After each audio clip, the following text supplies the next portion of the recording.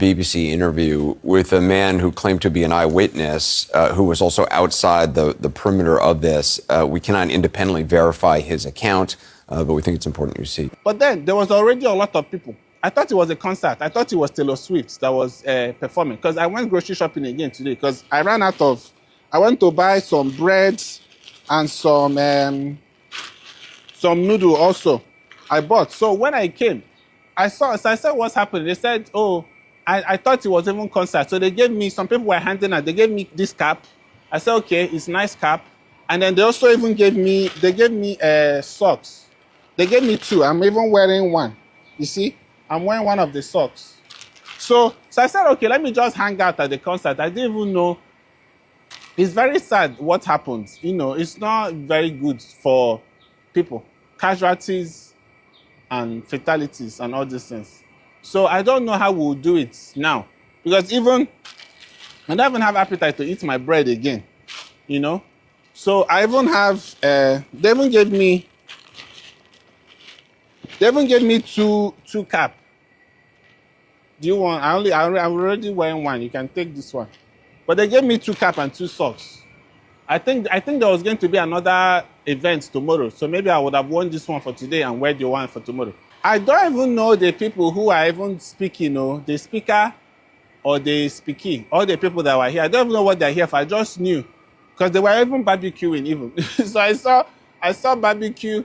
I saw food. They were handing out on styrofoam plates. I came. I said, let me save these breads for tomorrow. I can come and eat here for free. Because I'm just visiting. I'm not even from America. Do I know the person who is speaking? No, who was it? Presidential candidate. For what country? Oh. I don't know. Me, I just came to America like 2 weeks ago. I'm not even... I've been trying to figure out, because the other grocery store that is cheaper, you have to get on 2 buses. So that's why I walk. On this place, I have to go very far. So I don't even know all these people. I thought it was concert though. Taylor Swift's concert is what I thought it was. But do you know when Taylor Swift is performing? I want to watch. Is it free? Do they have free admission? Because this one was free. I didn't pay. Let me go before, because they barbecue. Before they finish it. And now it doesn't look like there's any line anymore because everybody has left. So let me see if I can pack some to go. Trump. That nigga Trump, man. That nigga Trump really crazy. Y'all saw what he just tweeted? That nigga said, how the fuck you miss a whole 100 shots? I said, what the fuck? I said, that nigga page must be hacked, nigga. How the fuck you miss a whole 100 shots?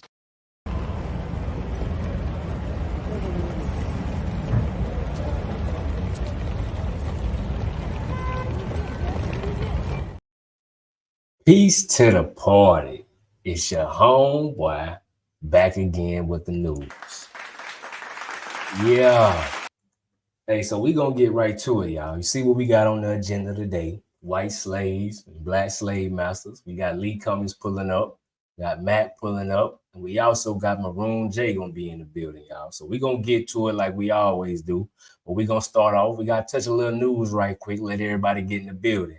So unless you've been hiding under a rock, I know you heard about what's going on with the whole Trump shooting, and everybody got their theories. You got some people happy. You got people say Trump planned it. But one thing we got to keep clear and at the center of everything that's going on, a lot of folks who was trying to make the conspiracy theorists, trying to make people sound crazy for wanting to second guess information that we get from the media, from the government, you name it. Everybody ain't so crazy, because they was talking about the pandemic was also a conspiracy, and anybody who been up on game can see that clearly we was being lied to. But we gonna get right to it, man. I want y'all to hear this interesting perspective, because I know y'all done seen all the angles. We ain't gonna play all that. We're gonna get to a little deeper, and I want to play something from a sniper was talking about from a security perspective, and I'm gonna lead into how this connects to some things in the past. So let's get to this real quick, and we're gonna get to going. Army sniper, Corey Mills. What kind of shot was this, Corey, from 130 yards? Look, at the end of the day, This is a shot that your basic training boot camp soldier is requested to make within their 9-week period. This is one of the easiest shots, and they train all the way out till 300 or 500. And when I was doing the counter sniper, it wasn't with the United States Army. It was actually when I was with the State Department and was doing this exact thing, which is trying to look at going out with an advanced team, establishing what the perimeter is. And then as a sniper, when you would set up, you'd put together your range sketch or your range fan cards. And that would tell you where your 100, your 200, your 300, and you'd identify the areas of threat that you would be able to mitigate. And if there's multiple targets, you understand that your elevation and windage knob wouldn't have to be messed with, especially at 160 yards. You could literally just look, quickly glance, and know from the reference point, whether it be a building, whether it be a lone tree, whether it be a parking lot, maybe it's a road. Bottom line is that this is massive negligence to the point of me speculating on what was intentional and what wasn't. Wow. When you're doing a site survey and you're seeing this rooftop not that far away, why did it look like the counter sniper team was a little surprised? You know, I can only speculate, and we'll have to wait until the investigation comes out, that they thought local law enforcement was potentially climbing up onto the roof when they saw a dark object on a light roof. But here's the issue. Wait, you're saying maybe they misconstrued crooks for local law enforcement? It's very possible. I don't want to speculate until the investigation is over, but the bottom line is that if you saw someone climbing onto a roof that you hadn't authorized any clearance on, it's got a clear line of sight. It's exactly adjacent to the shooting where the president was sitting, and you're talking about a pop shot, and you got people yelling, and there should have been comms. The minute that local law enforcement, who apparently had a rifle pointed on, there should have been an emergency frequent comms channel that they could have said, we have a shooter on the roof, shooter on the roof. Secret Service should have rushed the stage and immediately took the president and took him off, and then responded to the counter sniper. The shot should not have gone off. That is the failure in itself. You're supposed to be able to try, the best security is when you go in and you're actually able to prevent an incident, not react to an incident.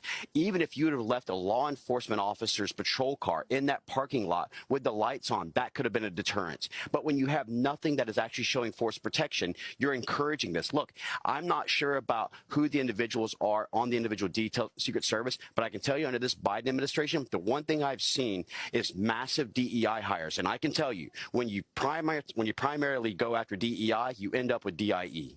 So when you have these counter snipers waiting until 8 rounds are fired, what accounts for that? To be honest after with you, the first shot, you get a return fire immediately? The minute that a shot rang out, they should have already been on scope. Your spotter should have already have called the distance if you hadn't looked at your range card, and you should have immediately engaged. Okay. There should have been no reason to have waited a single second. Now, I talked to Eric Trump after the incident. Eric and I are both gun enthusiasts. We both shoot long distance. That right there is a pop shot. But he did say, I've gone out with the CS teams, and they are one of the best. He knows the service detail that's with them. They are loyal individuals who actually do care about the president. I can say that was relayed to me. But the bottom line is this is a massive security breach. This is a huge failure at negligence is at best. But we have to figure out why something within 200 yards. Think about this, Jesse, 200 yards. That means that an average rifle that holds 1 minute of angle would hold a 2-inch grouping if you just shot it straight off the deck, meaning on a platform. So now you're talking about 160, which is 1.6 inches is what its grouping capabilities are. The average head is what? 6'8", shoulder to shoulder is 20 inches, head to waist is 40 inches, and President Trump's a very large man. This is a shot that within 5 minutes I could teach you to make 9 out of 10 times. So this is divine intervention. This is the God having his protective hand and wearing Ephesians 6, the armor of God, over the president, because this right here, a millisecond or a millimeter and change, and this isn't an attempted assassination. This is an assassination of a president. So let me break it down for those who may not understand what he was saying. Former sniper, he was giving you the way that the area is scoped out, the way they're supposed to police the area, secure it, whenever a Secret Service is on this detail.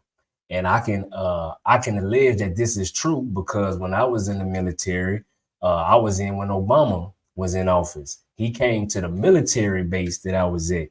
And anybody who's been on a military base, you got a whole bunch of buildings, right? So they had snipers everywhere that I could see from all the highest vantage points. So what he was breaking down is basically in this little small area they was in, it was basically only really 2 sets of buildings. So they're trying to figure out how did this other building that was only 130 yards away, how was it not secure? How were the snipers not able to track this person and all of the security? be it the Secret Service and the police, how were they not able to figure out what was going on? So then you got folks saying Trump planned this himself. You got other folks saying it was the government who did it.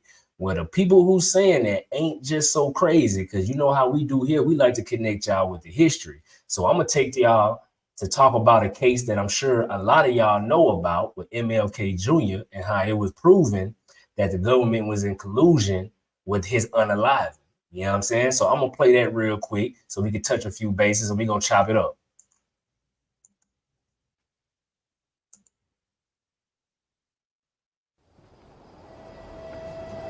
Martin Luther King dedicated his life to love and to justice between fellow human beings. He died in the cause of that effort. In this difficult day, in this difficult time for the United States, it's perhaps well to ask what kind of a nation we are and what direction we want to move in.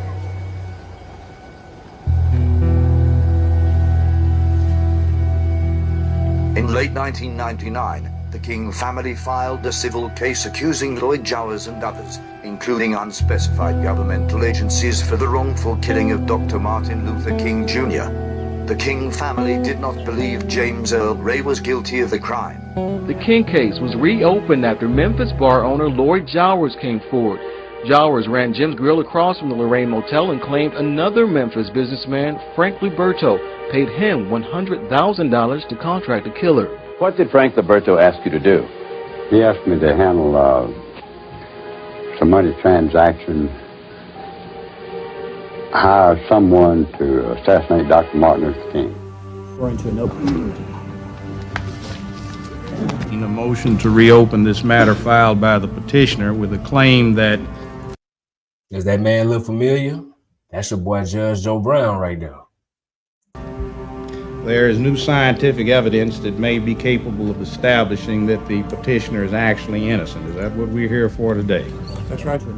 James Earl Ray stuck with that. After he recanted, he stuck with the fact that he did not commit this murder for the rest of his life, despite offers of freedom and a lot of money. I didn't meet James until really 10 years after the killing. I met him in August of '78 when Reverend Abernathy asked me to go and interrogate him because Abernathy was having some questions.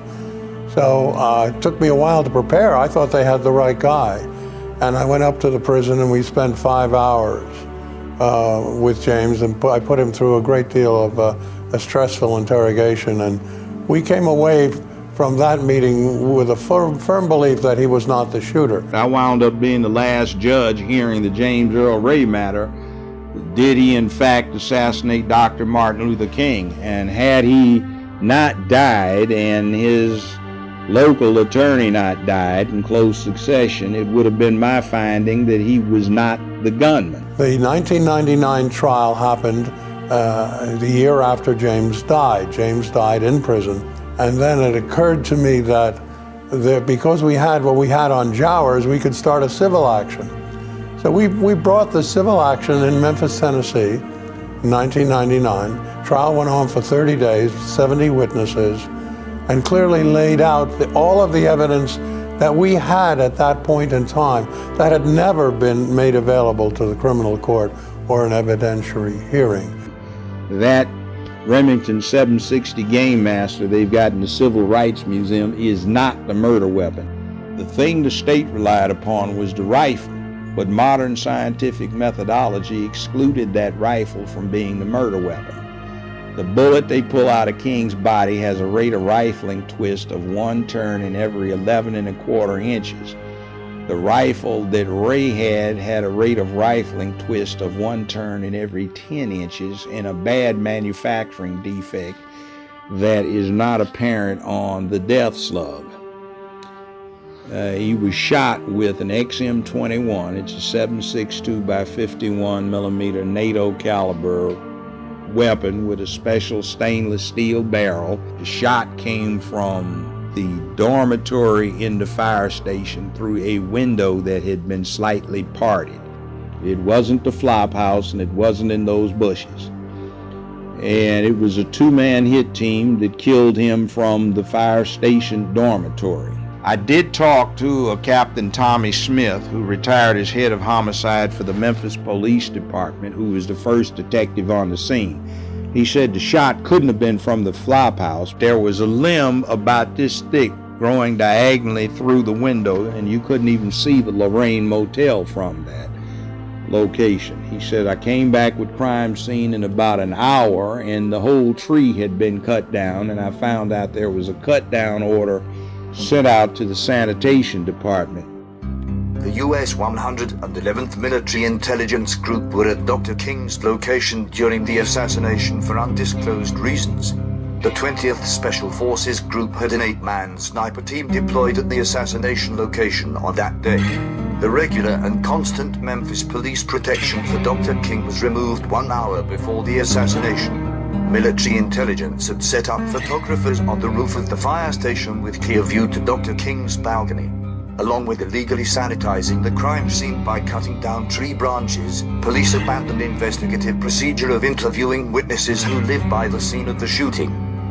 The other special ops units that were on the roofs that day during the assassination, why and you found various witnesses to attest to that, why were they up there? Well, they were up there to photograph everything and everyone who was in the area. And there were 2 cameramen who were put up there by the captain of the fire station, who also testified and gave the statement under oath. There was no question about it. They showed military credentials, and they were put up there. And I believe that they were there. They're put up by John Downey, who was the head of the 902nd Military Intelligence Group. And Downey coordinated a good deal of the backup military activity. It was Downey who chose the 2 military snipers, special ops guys, who were at 2 different spots and were prepared to take out Martin King. Sir, do you solemnly swear or affirm that the evidence you give here today will be the truth? I do. And it has always been a feeling that there are many unanswered questions that have not been addressed.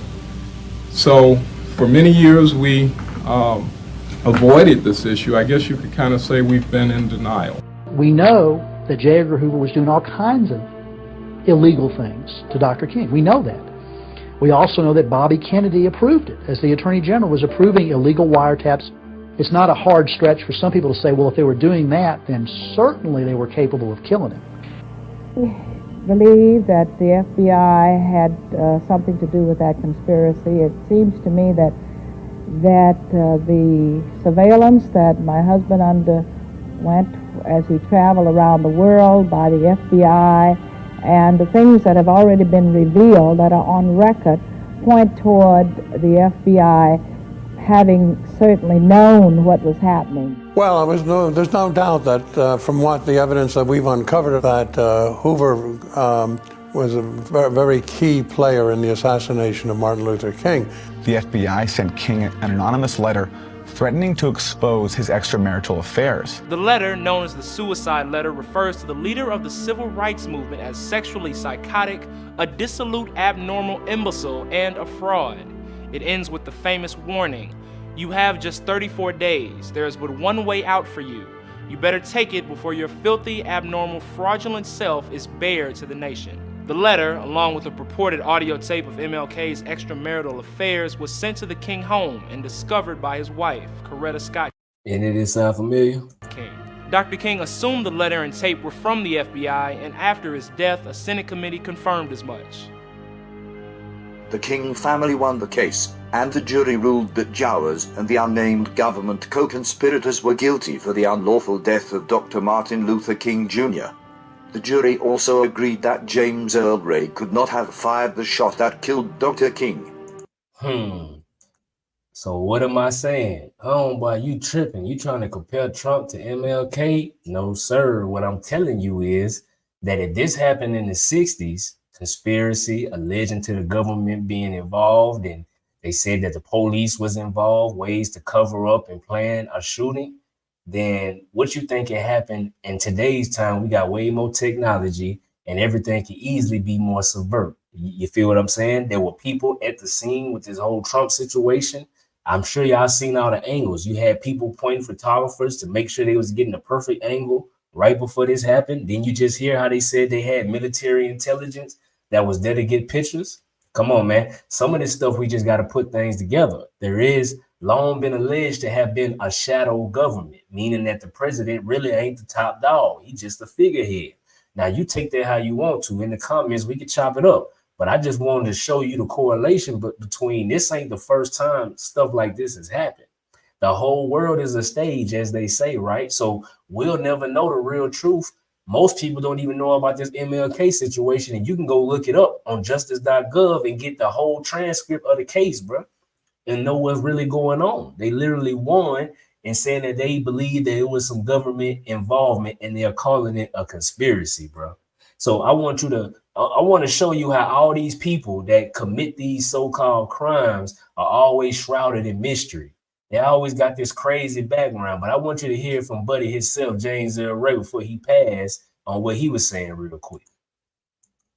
You heard the news on the radio? Is that the way you heard it? So you were driving, you left that gas station at 2nd and Linden, what, about 6 or? I don't have any way of knowing. I think it's around that time, but I don't even know if it's Linden. I know what the approximate area it is. And I've seen the map on the Enquirer. And you were going back to pick up this man that you say is Raul? No, I just waiting the car back. So you heard all this confusion, turned and flipped on the radio. They said Dr. King's been shot. Did you think you were set up at that point? No, I was headed toward New Orleans when I had the radio on. I used to keep the radio on. I think I didn't have too strong feelings about the shooting. When you met Raul, you didn't know any other name for him. That's the name that he said was his, and that's all you ever knew. Yeah, I did. Just know. And you met him where? Canada. Up in Canada. And you just met in a saloon, or? It was a saloon in a waterfront area of Montreal. You never became good friends then? No, I wasn't good friends. Just business. These were all aliases, I assume. You don't think Raul was a real name at all then? Huh? No, I've got some Freedom of Information papers in there saying there's a Raul Santiago or something in New Orleans. It's supposed to be a him, but I don't have the FBI. It's material from the FBI files, but I don't have nothing to substantiate that. So you think their mind was made up when they got you? Well, it had to be made up. They couldn't. Well, I don't know if there's any penalty for extraditing someone fraudulently or not, but I think I can see their legal point where they've got to stick with their story. All right, so you know, like how we always do, I want to show y'all how this dude was shrouded in mystery. So we're gonna take it to screen 3 real quick.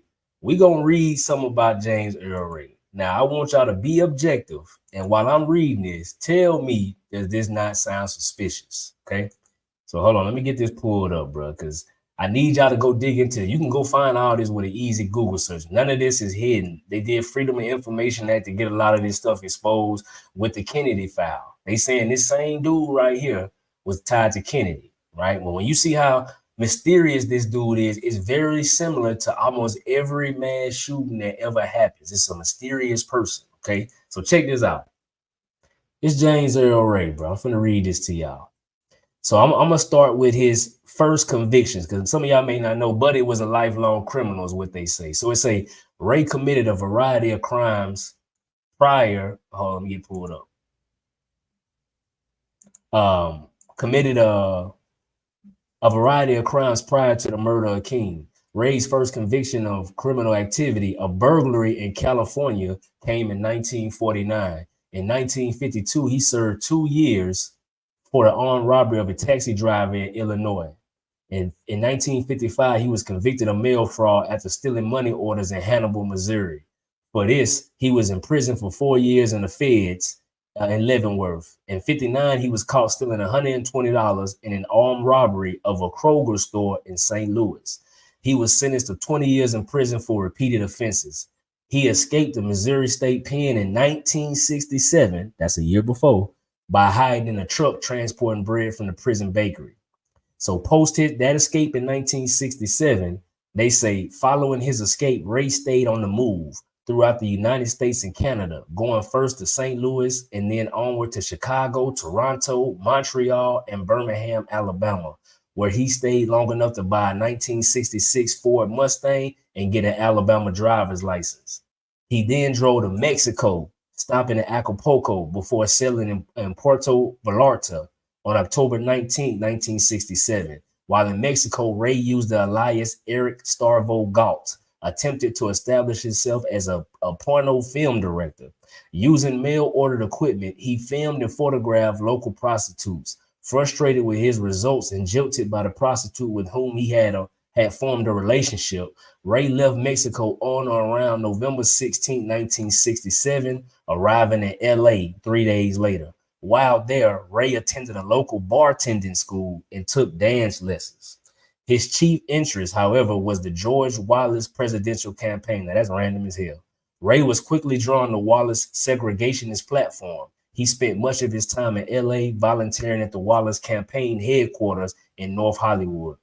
He considered immigrating to Rhodesia, now Zimbabwe, where a predominantly white minority regime had unilaterally assumed independence from the United Kingdom in 1965. The notion of living in Rhodesia continued to appeal to Ray for several years afterwards, and it was his intended destination after King's assassination. So check this out, bro. Tell me, do this make sense, y'all? The people that's in the audience, tap in the comments, bro. Let me know what's up. Buddy, first off, you know, your homeboy with the news ain't always been doing history and news and living on the right path. You know, I know some things about the underworld. And one thing anybody with common sense know, it take money to go on the run. So how the hell this dude escaped from the pen off a 20-year sentence, and he was just going state to state and even going to other countries? Where he got the bread from? How did you get this money to be able to move like this? And then you went from being a porno director to talking about being a bartender to all of a sudden you involved in politics, coming way from California, coming down south, and you're the man that's alleged to have unalived MLK Jr. Bro, come on now. Now, if you look at Buddy, who supposedly shot at Trump, he 20 years old, instantly, they couldn't wait to let y'all know he a registered Republican. At 20 years old, ain't even old enough to vote the last election, but he's a Republican. This dude look like a straight up nerd, play Dungeons and Dragons, but now he a top shooter, finna go risk his life to go get at Trump. Tell me that whether you like this dude or not, come on, bro. Some don't add up with this story. And a lot of the times where people allege that it's a false flag going on to certain things, the person that's behind it is always this weird, mysterious person. Ain't nobody grow up playing ball with them. Ain't nobody had no fight with them in middle school. You don't know their mama and them. They just come out the blue and become an assassin. Come on now, bro. This dude, just like the guy in Trump case, their stories don't make no sense. And the government, the feds, they put conspiracy charges on anybody, but it's funny that it's hard to put a conspiracy on them. But hey, I'm just your homeboy with the news. You feel what I'm saying? We about to get to the show, y'all. White Slaves, Black Masters. You know this is going to be a classic. Appreciate everybody pulling up. If you're new to the channel, appreciate the love. Let us know where y'all from. We finna get to it. We finna run a quick commercial break, and then we going to do what we always do. So I'm about to do this right now, bring these commercials, and then the next voices you hear will be the whole crew, man.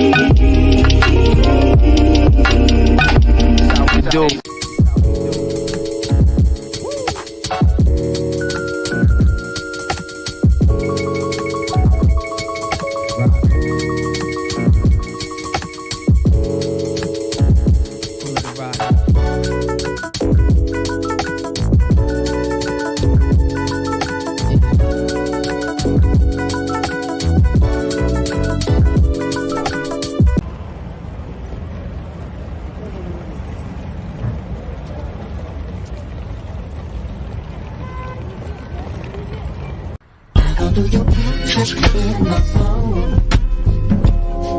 Now sometimes you get me through the day. And whenever I start to feel alone, I just play your voice loud. That I say before things change. Now I read the message you sent, trying to tune out when you say I know you love me, but if you just forget about us.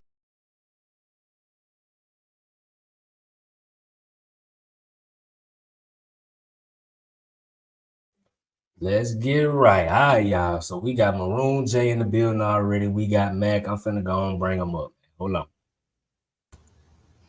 Maroon J, what the business is? What's happening, Monte? What's the deal, my boy? Glad to have you on. I know we had to get you on for this White Slaves. Yes, they don't know you've been on it, bro. So I'm glad to be here, man. We got some good stuff for him, man. Yes, sir. Let me get Mac up here. Let me see if he's ready. Hold on. While we do that, what we got? Love in the Fighter say it's a first time coming onto the channel. They checking in from Florida. Oh, so yeah, you got to tap in with Mac now. They in Florida too. Much love to Florida. Hey, she in for a good one, man. Oh yeah, it's your people. Nah, Sure. I don't know, but we're gonna see. Yeah. Oh, yeah. For a good one for the night. My bad. Yeah, for sure. This gonna be a classic, man. This gonna be a classic. Y'all done sent me so many sources, bro. I had to get them all compiled, but I got y'all. We good to go. I'm waiting on Mac to see what he looking like. Hold on. All right. You know how we do. Everybody be on CP time. They got me working hard. And you came on time, though. I appreciate that, bro. Boy, you was ready. Yes, sir. Yes, sir. Yeah. Okay. Man, it's hot out here, man. I see you, bro. I see you out there sweating, bro. They got you working hard. All right, so we got Miss Stell. She say peace. Okay, we got 305 Dade County. All right, yeah, that's what I'm talking about. Florida here heavy, man. What else? Who else we got, man? Y'all let me know where y'all from, where y'all checking in at. We about 40 people in right now. Definitely appreciate all the love. If you haven't already, like this video, make this thing go digital, man.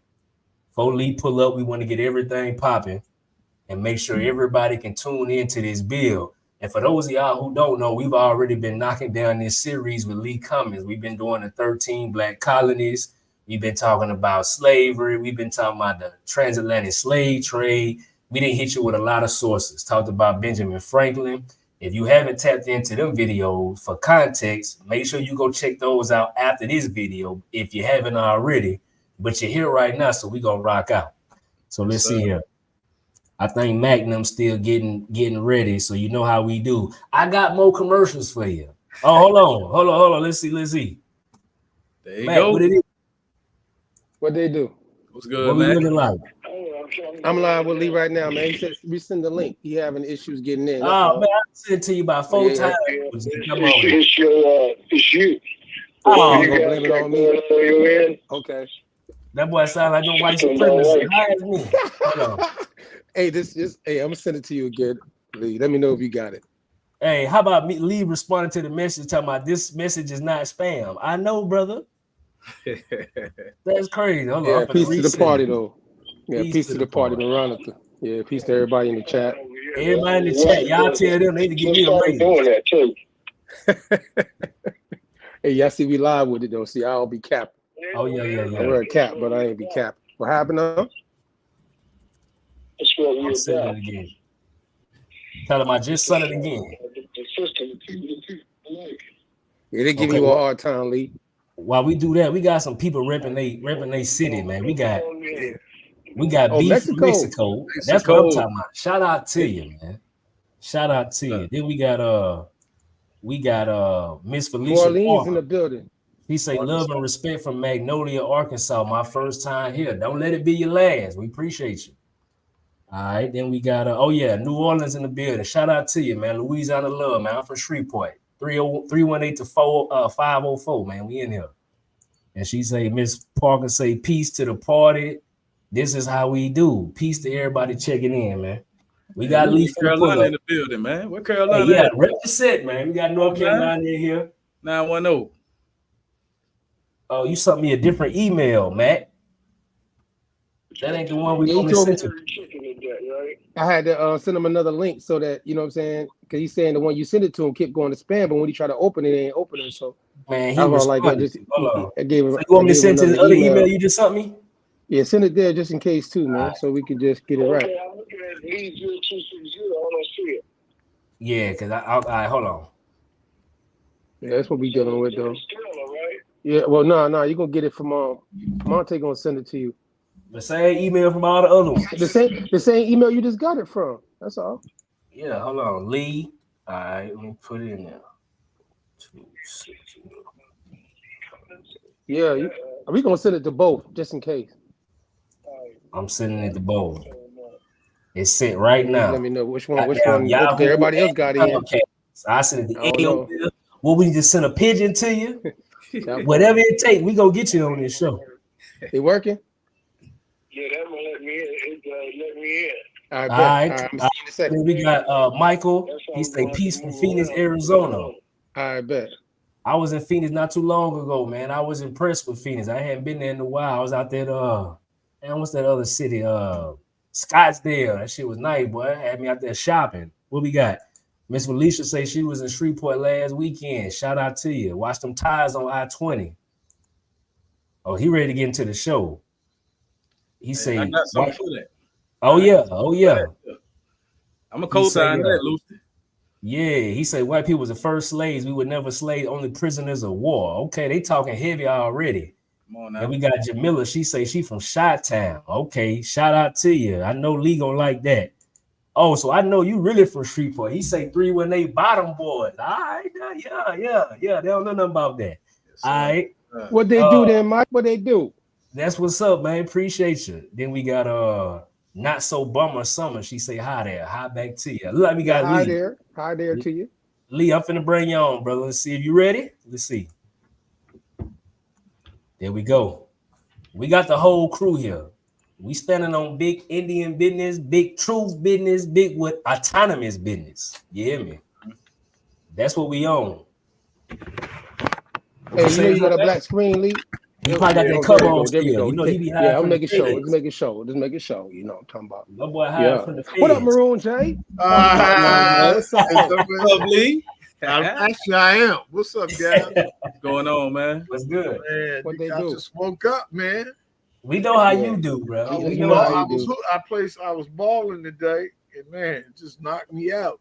You ain't get no buckets though. Come on, man. I was playing by myself. I got plenty buckets. I dropped 100 on me. Hey, you were shadow boxing with 10 pound weights and shit today? No, I was just hoping. Shadow basketball. Hey, man, listen, man. You playing with you. You don't have to play against nobody to get in shape. No, you don't. That's real. Right. Yeah, you look at it like this. Ain't no fist fight, no shootout. You know. Right. That's right. Hey, Mac, boy, they heavy from the Miami what up they here. do? What they do? Yeah. What's up? 305-954. We in the building. What they do? Lauderdale, what's up? She say, "Are we all in the basement tonight?" Nah, not all of us. Not everybody now. I haven't got basements down in Florida. We ain't got basements. But y'all got a tornado warning? What's up, Mike? He say shout out to you. Hold on. They ready to get into it, y'all. My granddaddy told me that whites were slaves in America and that they used to do the grunt work for us. So let's get it popping. They ready, man. Where y'all want to start at? Hey, Lee, you want to take it off? You want me to kick it off? How you want to do it, man? It really don't matter. I mean, the first question you have to ask is what constitutes a white person? Where did they come from? Is there any evidence of their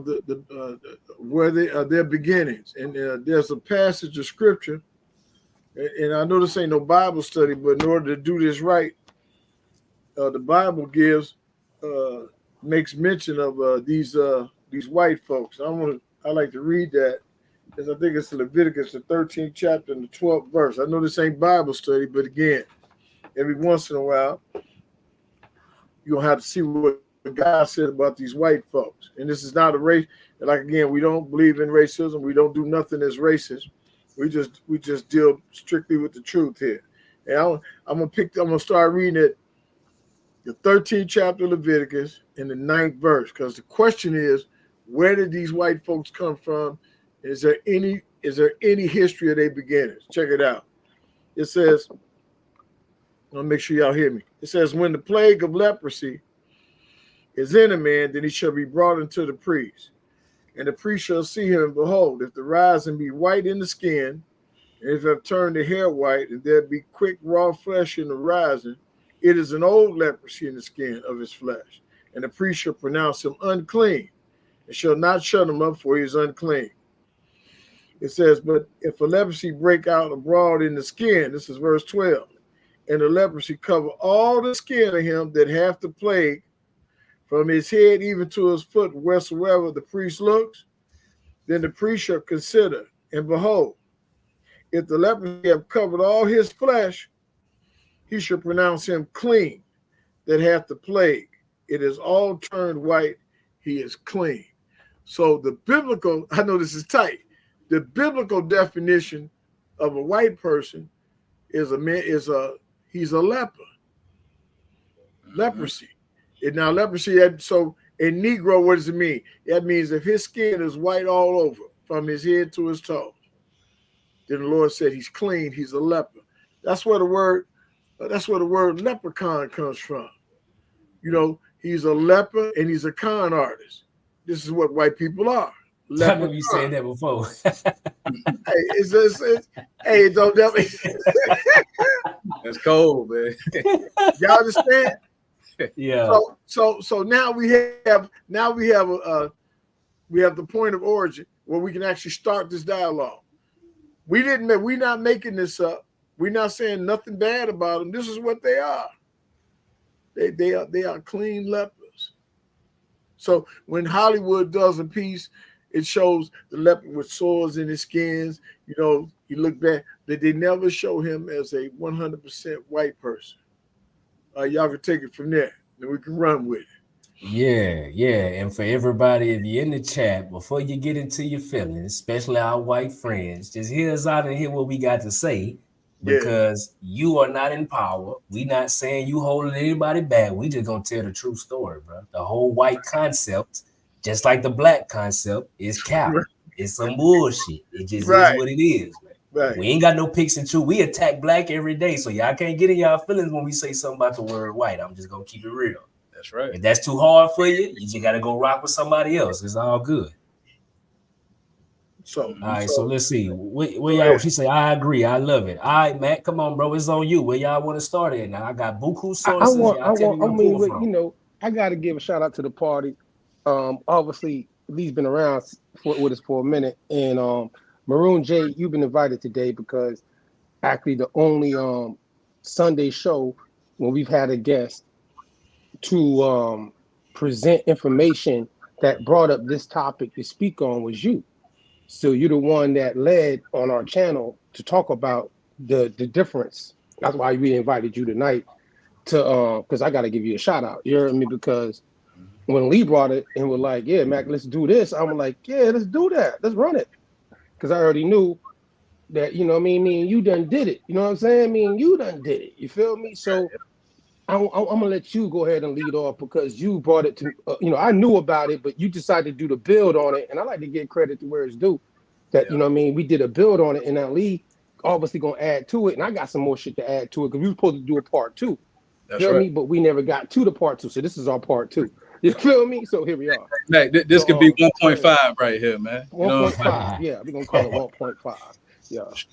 So look, go ahead, though. All right. Hey, Monty, I can share my screen if need be. Oh, yeah. Go ahead. Take it. Make it easy. Yes, sir. Hold on. When it pop up, I add it, but I'll see it when it pop up. I got to leave and come back. All right. Go ahead. All right. Well, in the meantime, in between time, let me get that last link I sent you, Monte. This with the book, The White Cargo Joint. I know everybody should know about that one, right? I'm gonna start soft. You know what I'm talking about? I got cards on my deck. We playing spades at the table tonight. We got the big joker out there. Yeah. Hey, boy. I ain't trying to cut the deck too hard first. Right. You heard me? Hey, man, go hard or go home. Stop playing. I'm gonna go ahead and throw a heart out there real quick. You know go hard or go home. Don't piss me too much. Don't steal my lyrics from me. Hey, which one you say again? King though. King of Hearts. I'm the last one I sent you, dog. Before I start texting you about Because you known for sending me shit before the show and when I go on the air. So I know. It'd be like the the last one would be. It says Limerick 1914.medium.com. You know what I'm saying? It's the last text message I sent. I sent you. You know what I'm talking about? Okay. After you let me said send that bet to to me. myself real quick. Yeah. I know everyone else I sent you, but that's the last one I sent you because I was like, just make sure everybody know about, this book. Hey, in the comments of this video, Cargo. y'all say the homeboy need a raise. Make sure y'all put that. Let him know. Let him know. Give him a shout out for that, y'all, because he definitely be doing that work 3 days out the week. Y'all must tap into the news. That homeboy with the news, my dog Monte, been doing with the party. So make sure you tap in and support that. Like, subscribe, and share. You know what I'm saying? We love every color too. How about that? Just saying. I love every color too in the chat. You heard me? We ain't with no hate history. speech. This is pop. Hey, in the meantime, guys, while y'all trying to do what y'all doing, let's look at another scripture on leprosy. Go ahead. Yeah, because we shouldn't have. We don't need this break into action. Look, let's go to real quick. Let's go to Numbers 12:1. I want to show you that this is in your Bible, and it proves what we just said when we opened up with the opening shot. Numbers 12, and no, I'm gonna skip down. I'm gonna get right to it since my man just came back. Numbers 12:10. I'm reading Numbers 12:10 again. This is the second instance. It says, "And the cloud departed from off the tabernacle, and behold, Miriam became leprous, white as snow. And Aaron looked upon Miriam, and behold, she was leprous. And Aaron said unto Moses, Alas, my Lord, I beseech thee, lay not this sin upon us." So Miriam is Moses' sister. Unless you go to church, you would know this story. But the Lord turned Miriam from black to white. This also, even though this ain't a Bible lesson, it proved that them Hebrews were black people because he turned her white as snow. What we say, shalag in Hebrew, white as snow. So again, this proved the Lord is teaching. I don't care what the philosophers and the scholars and the geneticists in this generation are saying about Europeans or Anglo-Saxons and them Slavs. The Lord is telling us straight out this book, this is what they are. And then one last thing, this also means they came from who? They came from us. See, black produces all the colors under the rainbow. You can't, but white cannot produce a color. They know that. So even though they hate you and despise you, they came from you. Interesting. Who we on? Hey, you laid the groundwork, man. Now that ain't nothing but that ain't nothing but a king. I'll get around. Hey, but I'm gonna ask you a question, Lee. Go ahead. I got a question since you just said that. When it comes down to to the book at that time dealing with leprosy, and it said it turned the skin white as snow, but the features would still be the same as it was before the skin changed, wouldn't it be? Like the phenotype. Yeah, but you got to understand genetics. The hair. You know what I mean? It takes two white genes to make a white person. So when you get your first leper, what do? You wait on the female leper. So now you got a female leper and a male leper. Now they start having children. They pass the white gene back and forth. And then this produces white children, and then it produces a white nation. And the only time that chain is broken is when a black man or a black woman enters into the sexual mix. And when they have a child by the black person, then the chain, the white gene is broken, and you end up with what they call, the mulatto or the mixed brother or the mixed sister. Y'all feel me? Yep. Yeah. So that's the only time it's broken, huh? I want to, because in the biblical part of this, right? So yeah, I know you've said on our show that on the platform many different times. I think I've heard you say, you could correct me if I'm wrong. When it comes down to when you said white folk learned how to read and write, you gave a time frame. But that biblical book's going to be way earlier than that time frame. So would those people, would lepers be educated in reading and writing at that time, obviously, right? Of that civilization? No. Okay, go ahead. Can you explain that? Was it Saint Jerome? The books that I remember we broke the dictionary out the last time. And the timeline that we gave for when the white barbarians learned how to read was 900 AD.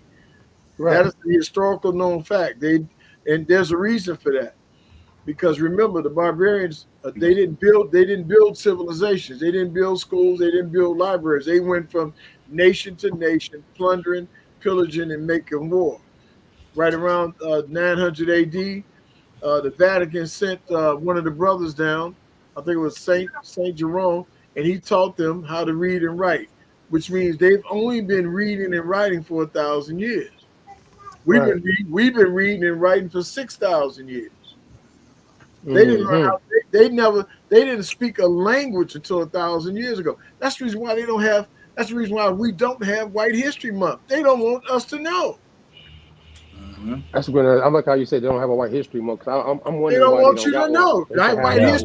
White history is this. They gave us one. Why don't y'all have one? So right? let's go and expose it, man. Let's bring it to more current times so these folks don't think we trying to go ancient on them. Yeah, let's make it happen. So, yeah, definitely gonna get to the historical part, though. I mean, but is there anything else you want to mention, Lee, outside of the biblical part before we get to the historical part? We're getting on. We can do a thing. All right, let's get it. We can work around it. I bet. I got that link. If you want to go there, or Jay, if you ready, it's on y'all. Tell me which way y'all trying to go. No, I'm ready to show the white cargo and then let him go, because I'm gonna just All flash right. it. And this, hold this is on. a book that's out there. You know what I'm saying? That's I know a lot of people mention on different social media platforms when they speak about this.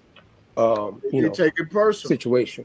Yeah. Hey, listen, blacks. Everybody knows they talk about us going through slavery. You know what I'm saying? So I don't know white folk would be mad about, you know what I'm saying, the different groups of they folk that went through the same servitude situations, etc. Right?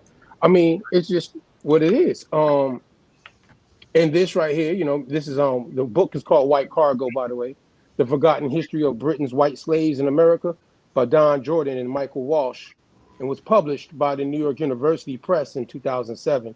It is the work of a popular history authored by a filmmaker and journalist about what they claim is the forgotten history of unfree European labor in colonial America, or as the authors now call them, white slaves. The blurb of the book asserts, without qualification, that white indentured servitude, servants, were chattels, that white convicts were sold like livestock, and that this history of white slavery has been submerged under the overwhelming memory of black slavery. The introduction goes on to state that white servants were the first white slaves in America, and that today tens of millions of white Americans are descended from such chattels. Jordan and Walsh also claim that. You know what I'm saying? And let's stop right there. I just want to introduce you. Check out that book. You know what I'm saying? Go get that book, White Cargo. That's a nice card you played. Yeah, that's my first card. That's my first card. You say you good on the link, Matt? Huh? Nice card. You good with this link? I'm good with that one. Now we can move on. I got something for you, bro. Go ahead. Oh, here they go. They finna start dropping them. Make it happen. Let's make it happen, man. So check me out, Mac. The name of that book was what? The Forgotten History, right? Yeah. White Cargo. That's crazy because there's a whole lot of history getting forgot out here. I'm about to show you why.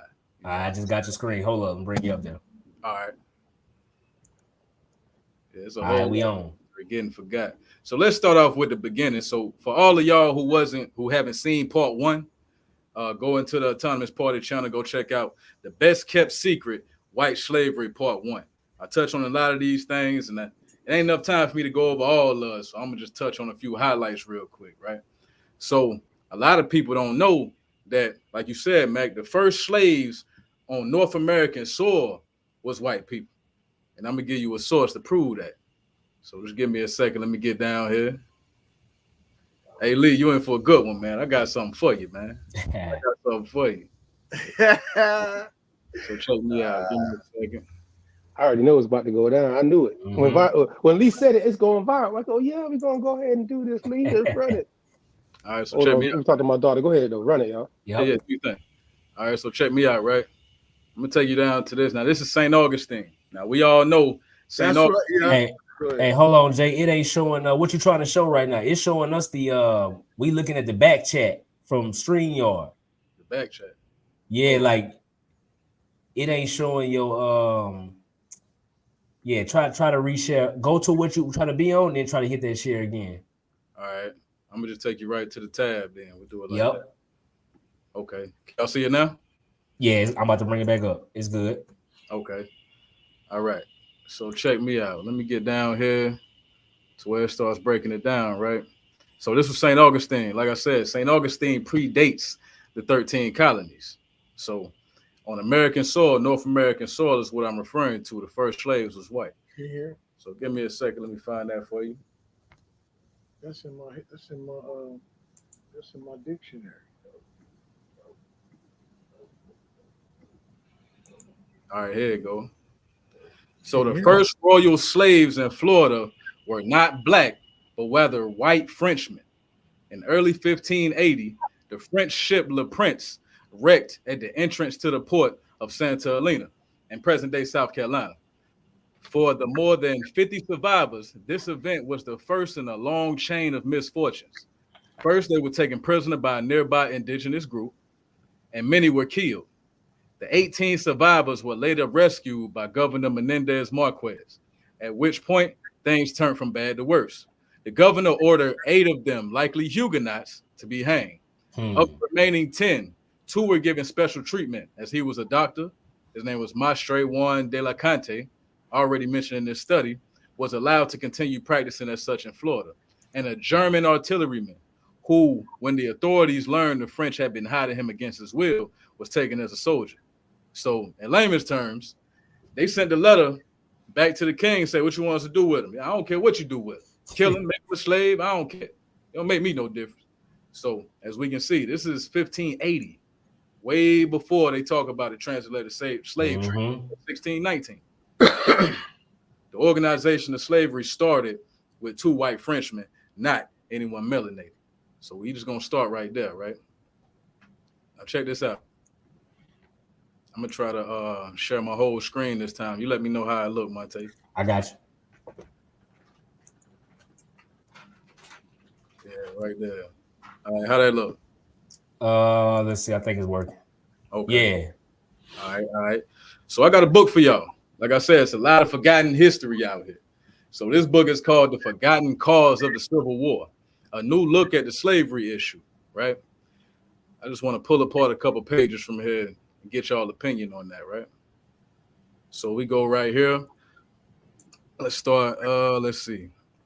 So it says, an untitled piece related to the story of how a young white boy was kidnapped and was about to be auctioned off, where his father appeared on the scene, grabbed him, and exclaimed, "My child, a slave? A slave? How dare you to seize and sell a white child?" So he was on the auction block. This is what they say it happened to us now, and only us. But we see it was happening to them too. So it goes on to say, there were other interesting accounts as well.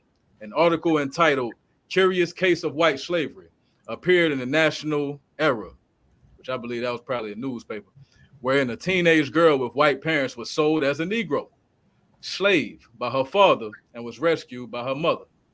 And speaking of Georgia, where the event had occurred, the newspaper said the fact proves that white slavery in Georgia is not so uncommon that a case of it is likely to excite any remark. So this been going on. This ain't nothing new. Been going on. Yeah, everybody around him was used to it. So it goes on to say, slavery has no prejudice against color. Another piece was entitled, "Woman, apparently white, surrendered to slavery," and had to do with a woman named, it's hard for me to say that name, but I believe it's Paysagi, anyway, who was claimed as a fugitive slave, even though she had been living as a free person for more than 12 years. And an Arkansas white girl sold as a slave, we got names now, Alexina Morrison's lawyer argued that she had not claimed her freedom because she had brown hair or fair skin or blue eyes, but because she had been born free and was kidnapped. So let me stop right there real quick. He's saying that it's not enough for her to have fair skin or blue eyes or brown hair to be free. That's not the criteria we basing it on. We're basing it on the fact that she had been born free. So if it was only based on skin color, her having fair skin and blue eyes would have been enough. Yep. It wasn't enough. She had been born free. That was a lawyer making his case now. Now, It goes on to say, likewise, in white slavery in Alabama, readers were told of a white girl from Georgia named Patience Hicks, and her soul receipt, her bill of sale is actually online. I ain't got it right now, but we can go get it. Oh yeah. Who was kidnapped and sold into slavery. 3 different accounts were presented in an article entitled White Slavery. In the first, a 7-year-old white boy named Washington was placed in the care of a Negro woman when his mother became ill. He was subsequently kidnapped and sold into slavery. In the second one, an aristocratic Virginia couple had an illegitimate love child named Elijah, who was placed in Negro quarters and raised there from infancy. And she was subsequently sold as a slave. In the third, a white girl was purchased out of slavery for $400 and then freed. So, I mean, we done went over about 7-8 different cases all in the South. Yep. The South. So I'm going to run through this part real quick.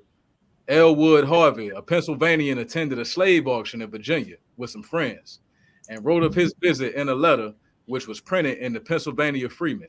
The Anti-Slavery Bugle republished the letter, a part of which read, a white boy about 12 years old was placed upon the stand. His hair was brown and straight. Yeah, his hair was brown and straight. His skin exactly the same hue as other white persons, and no discoverable trace of Negro feature in his countenance. Some coarse or vulgar jests were passed on his color, and $5 was the bid for him. But the auctioneer said that's not enough to begin on for such a likely young nigger, called him a nigger. Several remarked they would not have him as a gift. Some said a white nigger was more trouble than he was worth, right? One man said it was wrong to sell white people, and then he was sold for $250. So that lets you know what, you know what I'm saying. Lee, did you want to comment on this, or you want me to keep going? No, I just, I'm checking out your cards. You got a decent hand so far. Go ahead. Hey, real quick though, somebody asked in the chat, they was talking about that forgotten cause of the Civil War. Just so y'all understand, go look this book up. I put the link in the chat. Most places sell this book anywhere from $400-500 up to a couple $1,000 for this book. So you do with that information as you will. Mm-hmm. That's a fact. That's a fact. Now we're in the same. We didn't book. write it. We didn't write it. Real quick, you know I'm big on images, Mac Monte. They say who control the image, control the mind. So I got an image for y'all real quick, right? Now, I don't know how many people are familiar with this. This was based out of Louisiana. I actually seen this picture in person when I went to Louisiana, right? So if we read the title of the picture, Emancipated Slaves, White and Colored. Ain't no mistaking that right there. No, Emancipated slaves, white and colored. So if we got a group of people right there, and we know that the slaves were white and the slaves was colored, you tell me who the slave and the slave master was. Mm-hmm. Well, we already know that based on Benjamin Franklin's essay that the French and the Spanish were Swarthy. They was black. So the slave masters was black. So we got these white slaves and we got these black folks that was ruling over them. And yet this has been the word we like to use is blotted out of history. And it's consistent with it's consistent with the narrative. They didn't want black folks to know that the original slave master was a black Frenchman and a black Spaniard. And that is pure, and a black Dutchman. According to who? Not according to me, according to Benjamin Franklin. That's right. Now we got what we have. I don't even like using the word white, because again, we just simply trying to educate our people. We don't care about racism and the hatred that's associated with the adjective black and white or adjectives black and white. So if you out there and you're not a person of color, we're not doing this in hate. We're trying to educate our people. You just happen to be on the line tonight. That's right. So we say something, and we present images or we present dogma that you don't think is sincere. Chime in. We'll let you chime in as long as you professional. That's right. But hey, man, so far your cards are nice. But I got a couple jokers over here, so keep it coming. Okay. That's all right. Just wanted to let this picture marinate real quick. I like that. Yeah, I really like that.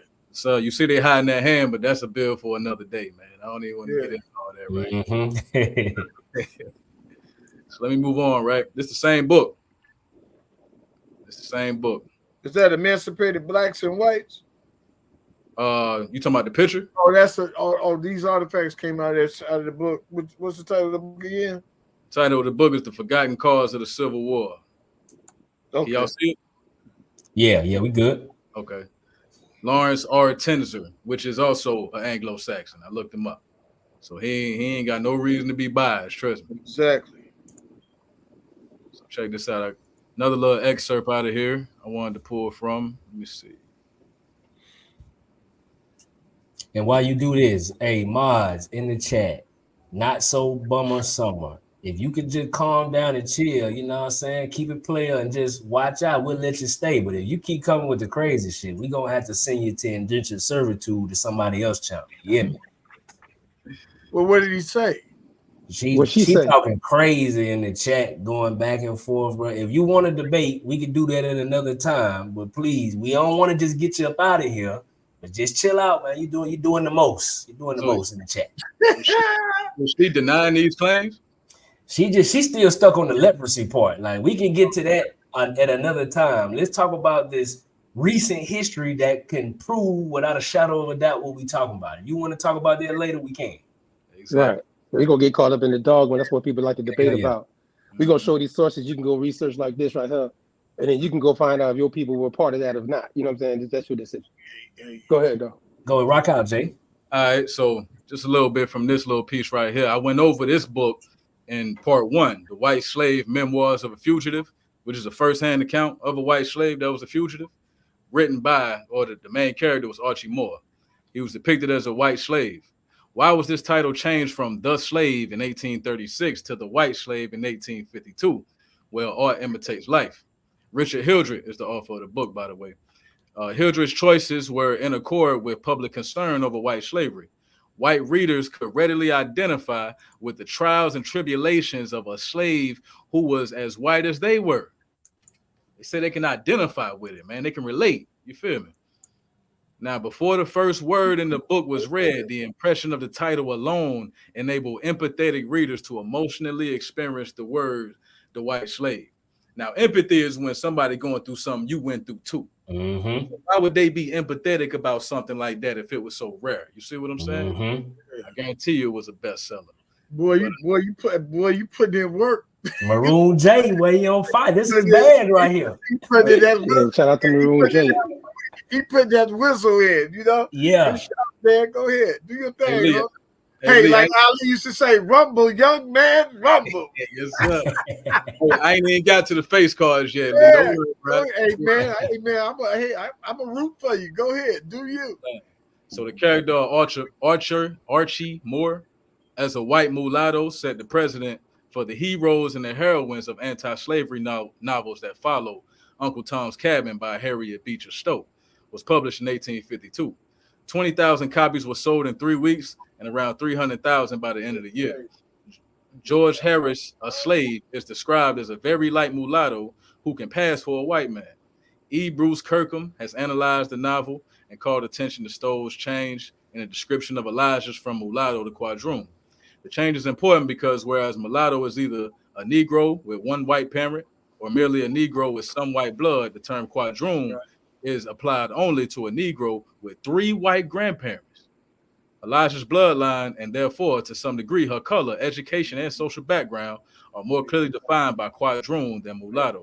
She is made whiter. You see what I'm saying? So they're whitewashing in a good way in this case. You see what I'm saying? For shizzle. So hold on, I got to for you.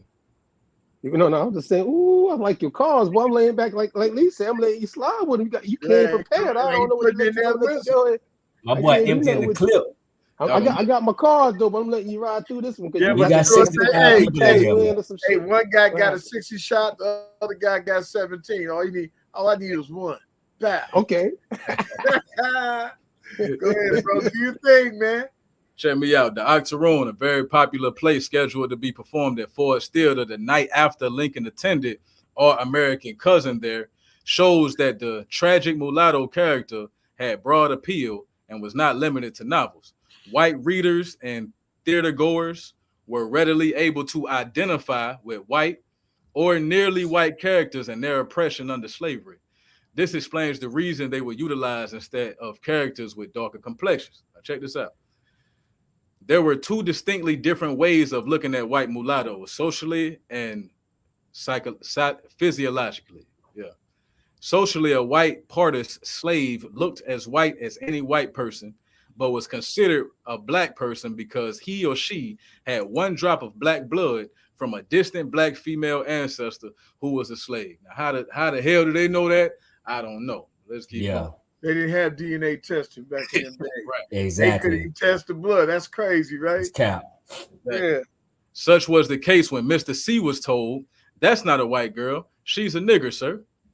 Physiologically speaking, however, white partist slaves were white people because all traits of their remote black ancestry had disappeared. The North saw these white slaves as whites. The South saw these white slaves as blacks. An 1857 issue of the Chicago Daily Tribune commented on racial classification in the South. The Southern census takers, it is notorious, return all persons as black who were not more than half white.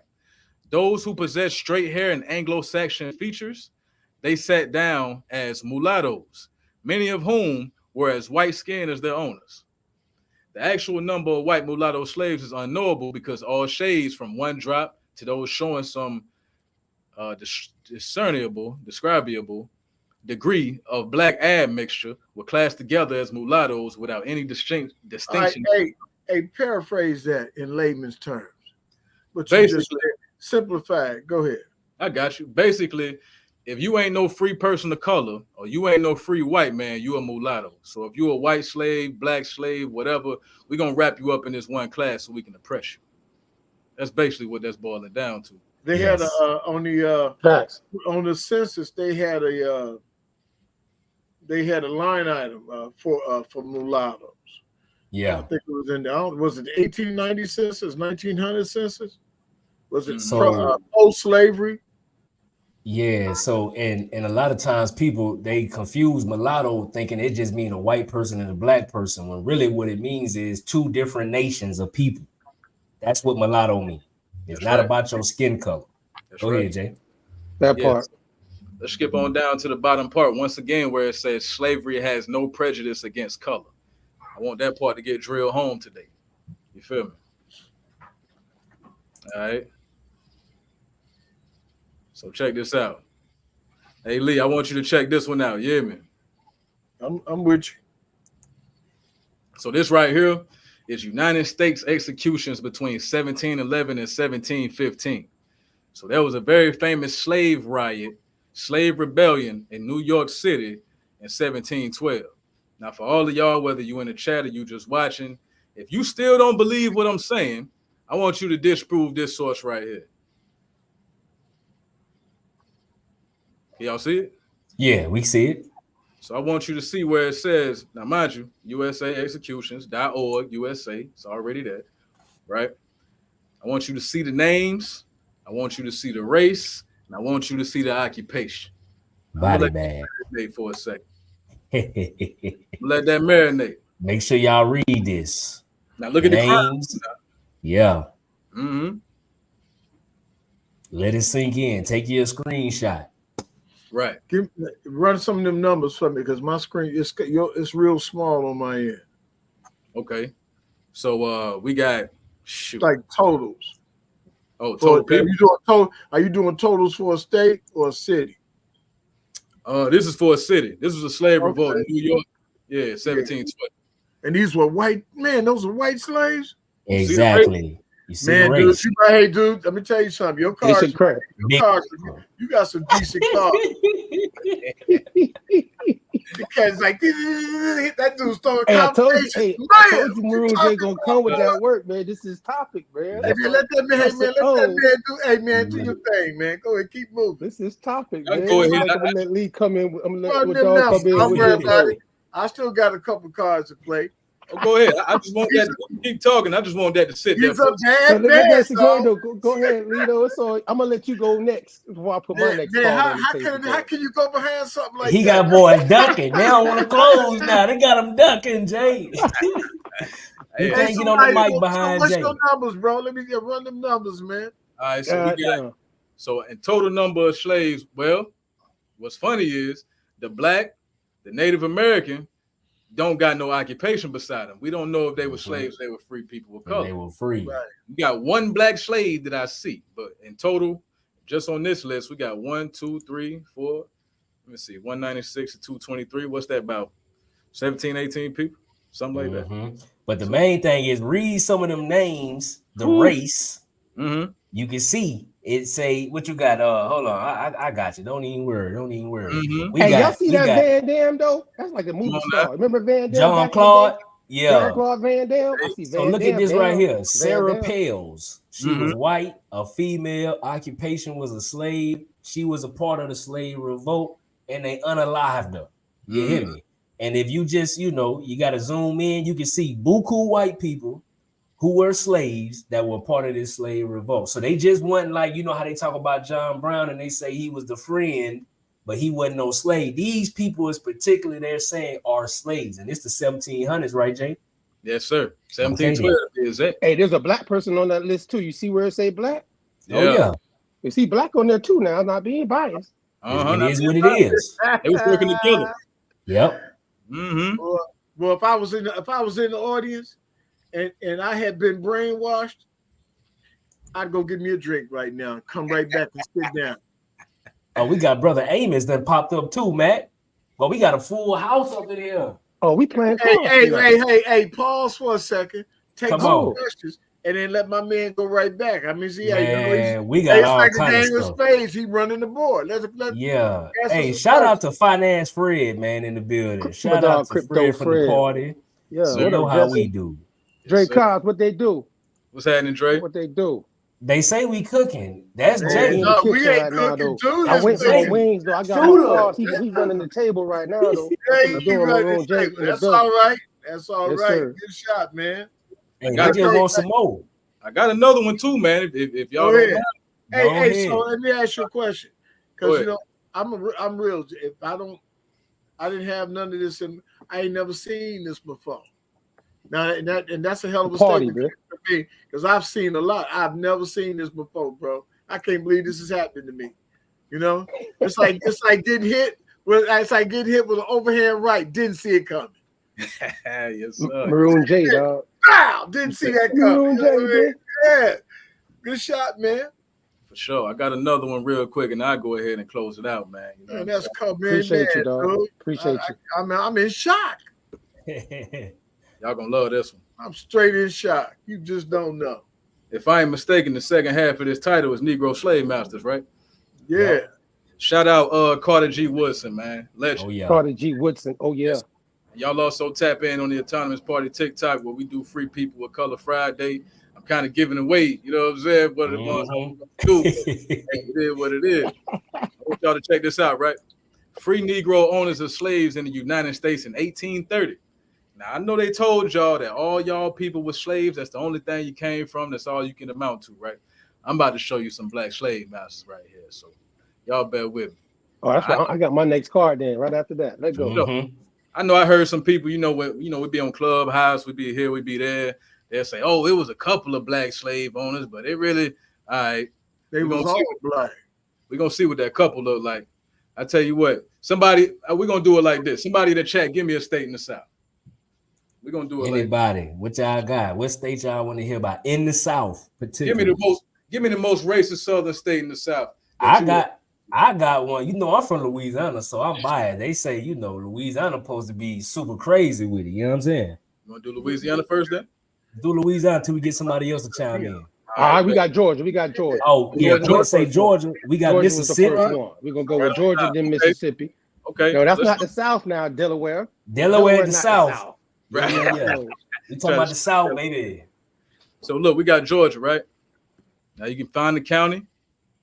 You can find the names. The numbers of slaves is right here. The age of the slaves is right here.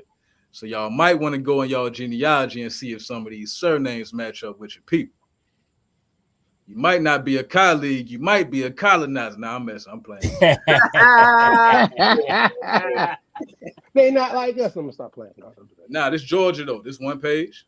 Yeah. Georgia continue. Come on now. You see some of these last names: Nicholson, Hill, Smith, Brown, Dent, Hicks. If these any of y'all last names, y'all Turner, y'all might want to go back and look again, man. So you said Louisiana, Monte. I couldn't wait for you to say that. Yeah, come on now. All right, now you see where we at with Louisiana, right? Yeah. Show them what's real. I'm gonna go slow. We got one page. We got 2 pages. We got 3 pages. These are all black slave owners. All black slave. All black. But again, this validates all black. But this validates what Benjamin Franklin said, don't it? Yes. He said, hey, what is Louisiana? Louisiana was a French colony. Yes. He said that they was what? They was Swarthy. They was black. Swarthy. I'm still going, man. It's a straight match. Hey, that Confederate state slave trade thing looking different, don't it? It's looking way different. This 1830. Okay, okay. I'm right around with my cards. I got my cards ready. That's after the Louisiana Purchase. Exactly. Let me run back through Louisiana real quick. Now, y'all see the names and how vast the list is. Now I want y'all to look at the numbers. Because you got those people that say, oh, if it was a black slave owner, he owned 1 or 2. All right, let's add them up. You got 40. He owned 56. This column is the total number of slaves he owned. Right? So you got 56 slaves here. 25, 52, 46, 20, 76, 71. Come on now. And Jay, tell them what the book is one more time. Oh, it's Free Negro Owners and Slaves by Carter G. Woodson. If y'all put that in Google and put PDF behind it, you can get it for free. You ain't got to take our word for it. It's there, so you can go look up your own state where your people came from. Pop right up. I got that one too. Oh yeah, my bad. Shout out to Brother Amos. Brother, what's going on? We can't see you, but we hear you, bro. You can't see you, but we hear you though. Yeah, my camera's acting a little funny, but I'm here, brother. I'm here. It's all good, man. I give you another. Go ahead. No, you got it. I give you another one. They say South Carolina, right? Yep. Oh man, y'all gonna love this one. Lord knows. Let's see where we at. Oh man, Maryland is another one. We in the northern states now too. Mm-hmm. Look at Maryland now. After the what you say? American Revolution. Yeah. In the northern states, black. You know what I'm saying? Now keep in mind now, the narrative is that we got our last names from white slave masters. But these are the slave masters right here. So where they get their last name from? Right. That part. Yeah, that part. We're gonna touch on that too, man. Come on. Who them indigenous people that how they got them surnames? How do West African people get them surnames? That's all I'm saying. Look at these numbers, man. This Maryland. Though someone point out in the chat though too. They did say it that people were buying their own family in certain cases as well. You know what I'm saying? And it is the case in certain cases as well. That was business. Monte, can I ask you about the slave thing? You feel me? Yeah. And you want to go ahead and I don't know if you want to show it. So if you wanted to say that, because I know you really, you refereeing all this right now at the table, like we gambling or something. So if you want to just go ahead and get the slave term real quick for folks. Here go the reference, because I won't be able to pull it up because the file too big, it'll crash the whole live. But just y'all fact check what I'm saying. Go look up Black's Law Dictionary, the first edition. It's very important that you look up the first edition and go look up master in here. And it'll basically tell you that it was nothing more than an employer. No different than if you work a job today, this is what this was. It don't got nothing to do with chattel. All of these other fairy tales and things that was told was cap. If you own land and you had employees, you were a master, period.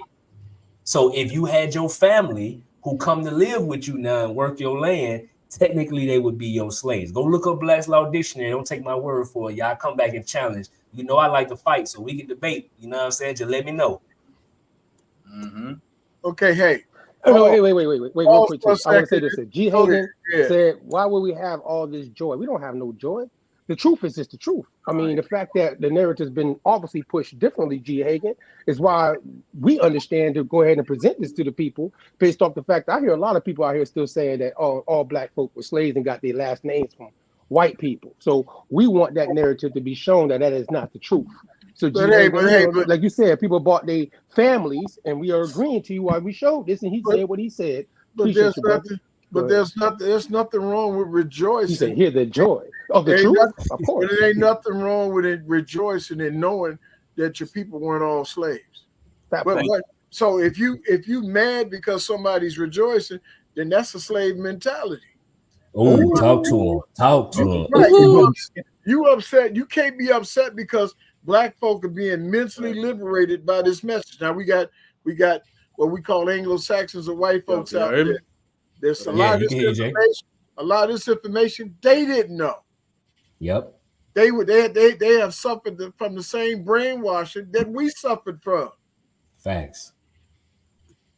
Hey, brother, see if there's any questions in the hold on, we got one live, brother Amos. He said he got one. What you got, bro? Yeah, okay, before I get into the documentation here, got a couple of questions, man.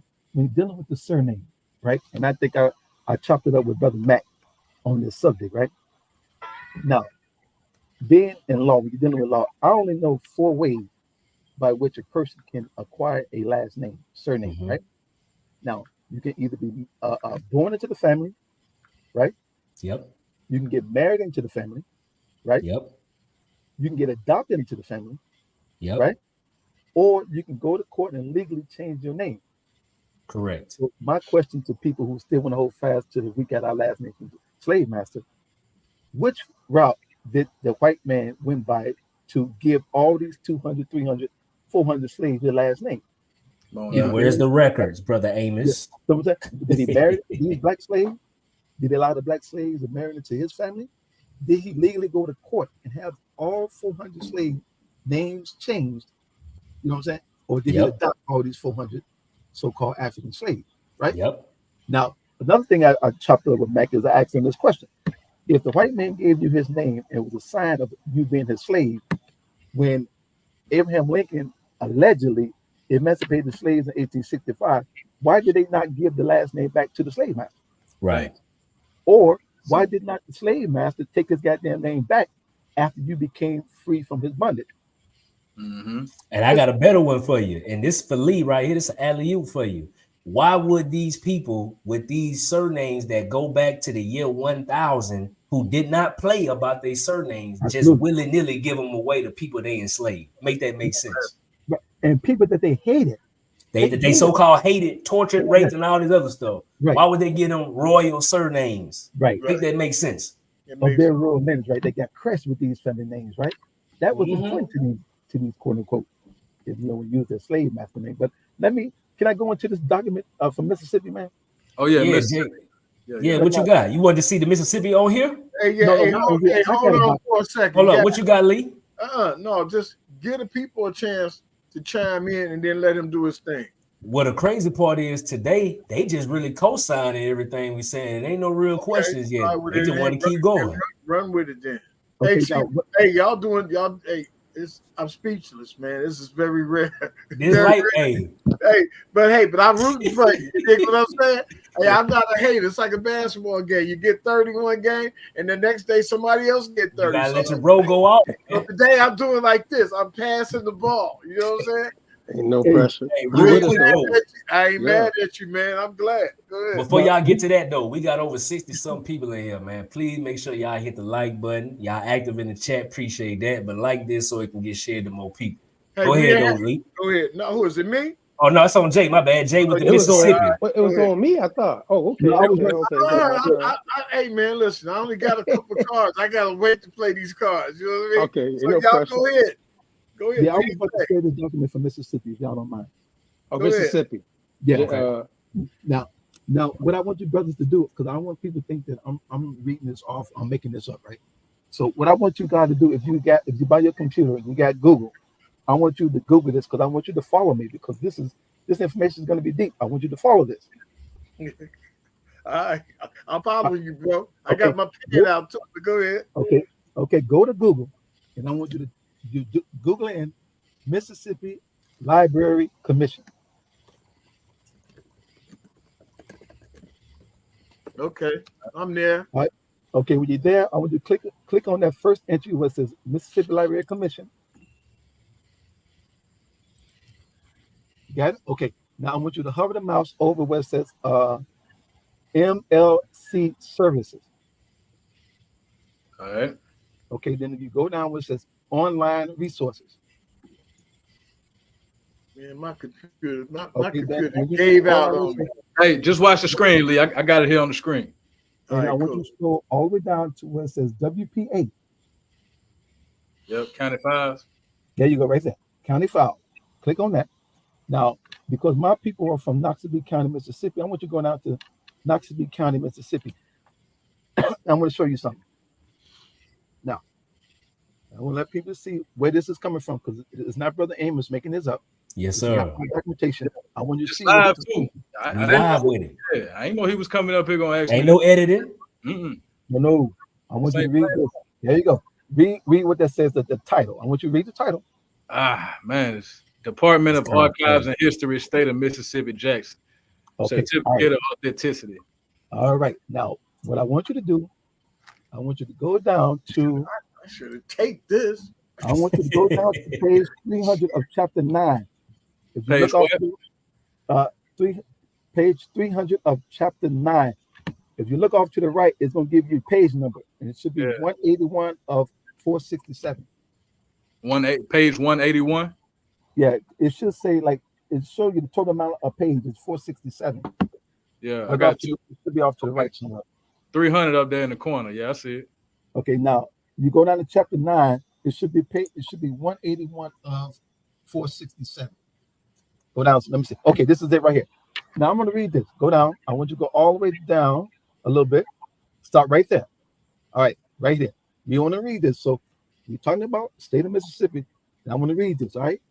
Now check this out. It says, from the war up to the time I was with Mr. Myers in 1875. So the time of the war to 1875, this let you know what? This is the Civil War. Correct? Yep. All right, Civil War. It says, we have been going through what's called Reconstruction. Now, we were taught that Reconstruction was all about rebuilding the nation after the devastation of the Civil War, correct? Right. Yep. Let's see what the Department of Mississippi Archives and History said it was. It said we was going through Reconstruction, or what would be a better term, what does it say right there, brother? Negro rule. Good God, oh my. Now, now it's not about but this line up, but this is backed up by Benjamin Franklin, right? Yes, sir. Everything lined up. God damn. Go ahead. You still got it, bro. Go ahead. Okay, now check it out. Amos, I didn't know you was gonna come like that when the game like this late. You ain't seen nothing yet. Hold tight. Hold on to your seat. Go ahead. It says, or even better yet, or even better, black heels on a white neck. What that means, they were being oppressed. Quote unquote, white folks were being oppressed by these Negroes, right? And it says, look, now here's another thing. This is going to debunk that lie that we were told that 1965 Voters' Right Act gave us the right to vote, right? Let's see what it says right here. It says, every office was filled by a northern carpetbagger, right? It says, with Knoxville and Lowndes County being what? 90% Negro. This is 1861. So how are we slaves and we make up 90% of the population? And we the majority. Hold on, let that sit in. Let that sit in hold real that so quick. Marinade. God damn. Yeah. Hold on. Shout out to that boy. Shout out to that boy. Young man, something. I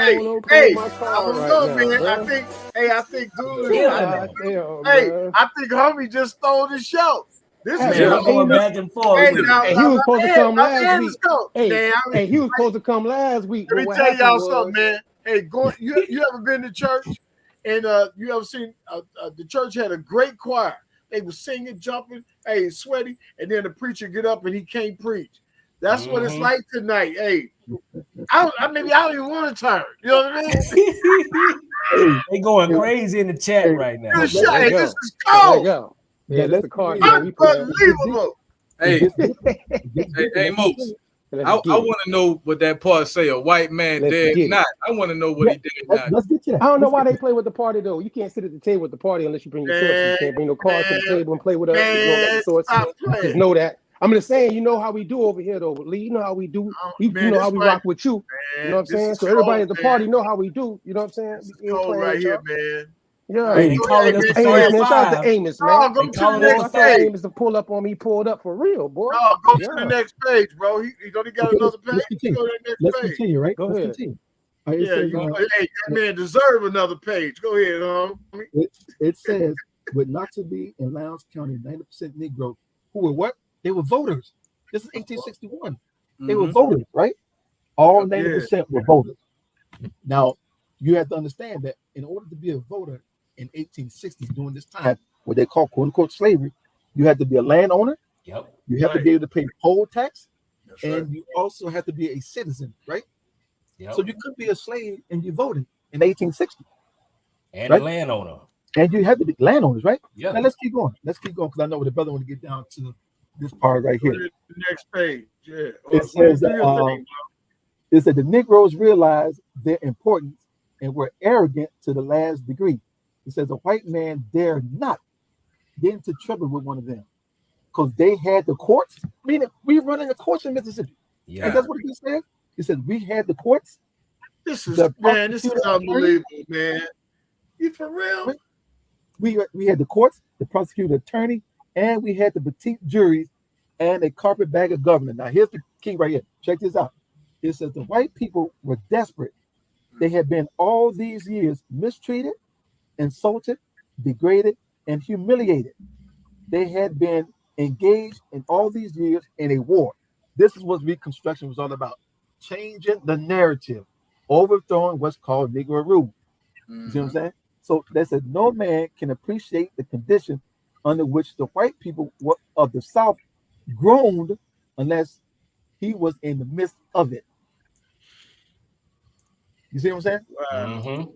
Now I can keep going on, but it's going to tell you like if I go on, it's going to tell you that they had to come up with a plan, and they said we're going to make friends with a docile Negro, make him think that we his friend, and we're going to use these docile Negroes to our advantage and get them to vote in the Democratic Party, right? Which was founded by the Ku Klux Klan. Oh shit! Oh shit, Amos. And Amos, Hey, what year? Hey, what's this, bro? Hey, brother. Shit. All right, now how do we get to this? How do we get here to this? Yeah, show him one more time. Okay, yeah. All right, take your time, man. How do we get here? Go ahead. Okay, go Google. When you Google Mississippi Library. I'm gonna run back through it on camera. Okay. This Mississippi Library. We live with this, Committee. y'all. Mississippi Library Commission. Click on that. I'm gonna put it in the chat. Yeah, give it to the people in the chat. That's Yeah, live. you know we don't hide nothing over here. Hey, you know, by the way, too, because that. Hold on, live, bro. it'll be there Hey, after hold the fact. on. Go ahead. So we go to MLC services. Come on, man. Yeah. You need that. And go down to. So I'm gonna have to steal your lyrics, bro. And I'm gonna take credit. And I'm not gonna give you no credit. It's for the people. It's not for me, man. It's for the people, man. All right, go ahead. Online services.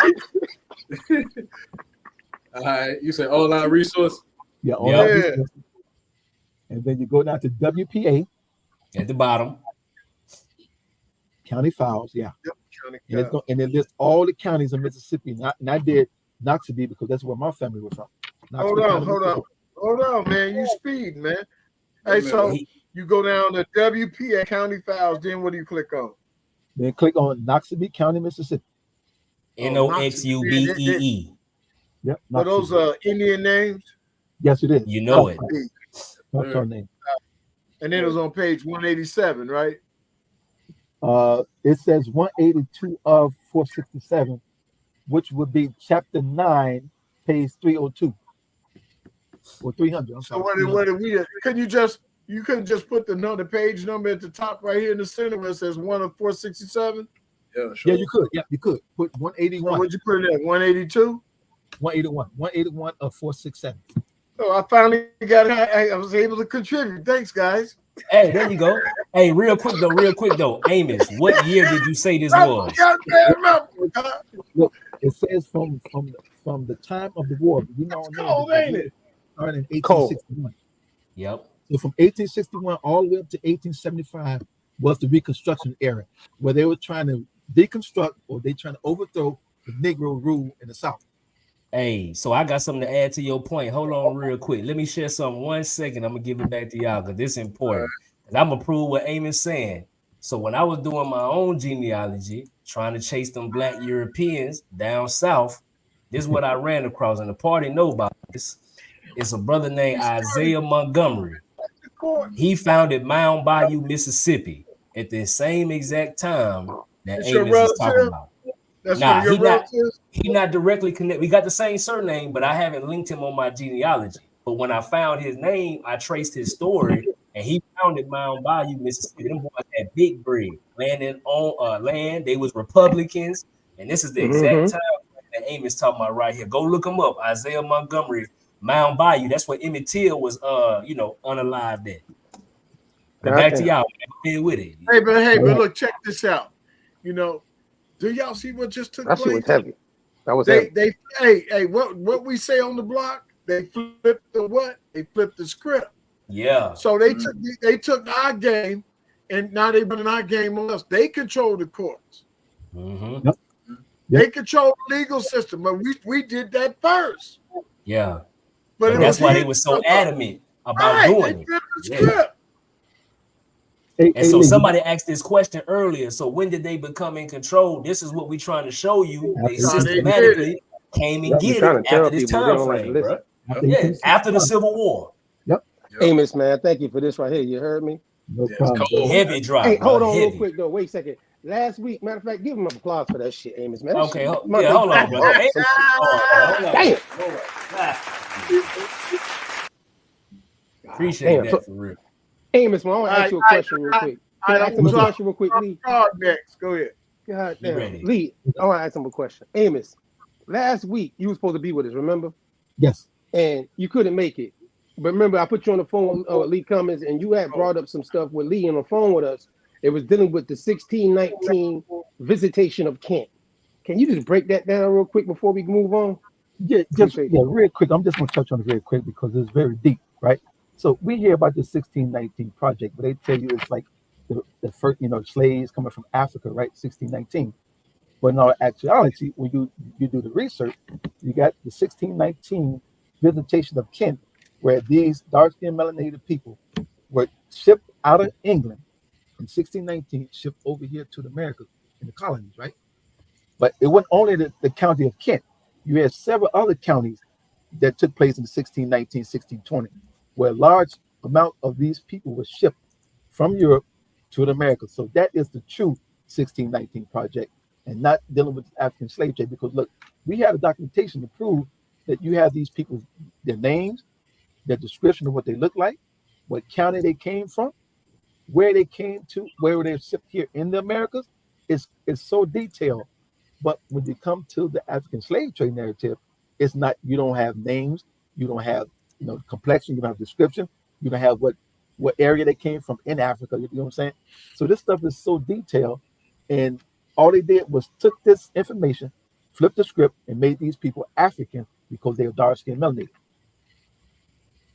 Hey man, just this is wisdom. The Bible says wisdom will cause a man's face to shine. These people can't be mad at us. This is cold, man. Yep. Hey, I would. You know what? I'm a guest. I would have paid for this. Sorry, but I got it for free. I would pay. Peep this, right? Now, the narrative they told us that if you can't find your ancestors on the census prior to 1870, that means that they were slaves. So you got to look at the surname of the white slave master in that county. But we see right here, these people were already voting 1860 all the way up into 1875, Reconstruction era. So they were on the census because I have right now, let me pull this up real quick. I have the 1860 census of Knoxville County, Mississippi. Let me read some of this stuff off to you, right? And it says that you got some of these people who are farmers. They got them listed as black farmers. Their real estate is $18,000. Their personal value, $16,000. You got some, carpenters, farmers, physicians, lawyers. What else you got down here? You got teachers, preachers, overseer. So they give you their job titles, and they tell you their personal value, their personal wealth and the amount of land that they owned in the 1860s. You know what I'm saying? So I understand doing my own genealogy. What I come to find out is that what they did was when you find these censuses, they just removed the race. So when you look at these censuses, they'll tell you that if you don't see a race by the person's name, you're supposed to automatically assume that they are white folk, right? These are some of the games that they play. No, these are your ancestors. So when you look and see somebody named John Smith, you got a John Smith living in Knoxville County, Mississippi. That's him. All they did is remove this race. So now you think this is a white man because he owned all this property. So you won't even look into that record because you might not think this is your ancestor based on that narrative that they taught us. Let me ask a question. Do we have any Anglo-Saxons or Europeans on the line that's chiming in concerning this information? I mean, they out there, ain't nobody saying nothing. They was earlier, but I don't know if they ran away. I told you we cool, man. Everything good, but we do got a hater, and I need to chat the moderators to get Robert stupid ass up out of here. That is not hatred. This ain't hatred.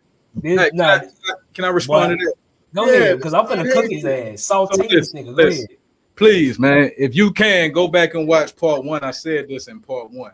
So we get reminded more than 3 to 4 to 10 times a year, even more on social media, that black people was hung, whipped, killed, all that. So when we tell the other side of the story, why we got to get all this hatred behind that, man? We just telling the other side of the story. But you don't feel that same, you don't feel that same pain or that same feeling whenever you see it on the other end. It's crazy, man. No, you know what it is? You know what it proves? Hey, the shoe fit, wear it, goddamn. Hey, Mods, get his stupid ass out of here. No, you know what it proves? It simply proves, anybody ever had painted a house, you painted your house, 7 years later, the paint started peeling. What do? You go back and paint it again. What do the whites in America do once a year? They come out with a slave movie. And what do black people do? They flock to see this movie. It's the repainting, it's the refreshing of this, right? So this brother right here that chimed in, we need to pray for this brother.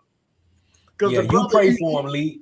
I can't pray for him. No, he's been traumatized and he's been brainwashed.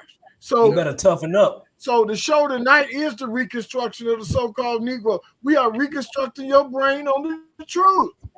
This ain't got nothing to do with racism and hatred. That is a slave response. It happens a couple times. It happens, hey, the shoe fit, wear it. I've heard people pushing butt breaking. And they pushed all those things, and people saluted it, and they applauded it, talked about it like it was some big entertainment thing. Like, I want you talking about the 21st century, you still talking about how some white man was butt breaking you and some shit. But when we talk about this is the issue, bro. We ain't gonna do that tonight. It goes viral. Don't do that. And it goes viral. Hey, brother Mac, do this for me, man. I want you to go Google Negro race owns billions in the U.S. Monte got controls on the board. Yeah, hold on. Negro race owns billions in the U.S. Yeah, Negro race has. Wait, it says Negro race has billions in the U.S. Bring that article up, brother. All right, hold on. We straight got played, the man. folks who still believe in these slave narratives. We're gonna bring this up. No wonder we get people to bring sources to us, and people get mad. This makes sense. This is the reason why they stand on us in the courts, because we talk. That's what we did to them. Yep. We controlled the courts. We controlled the vote. They running our game. They running our game on us, man. Real talk. In real time. Yeah. In real time. People don't realize that. I'm glad it's out here tonight. It came out tonight. Shout out to Amos and that's what you talking about. J. Lee Cummings. What you got? Yeah, that's it right there. All right.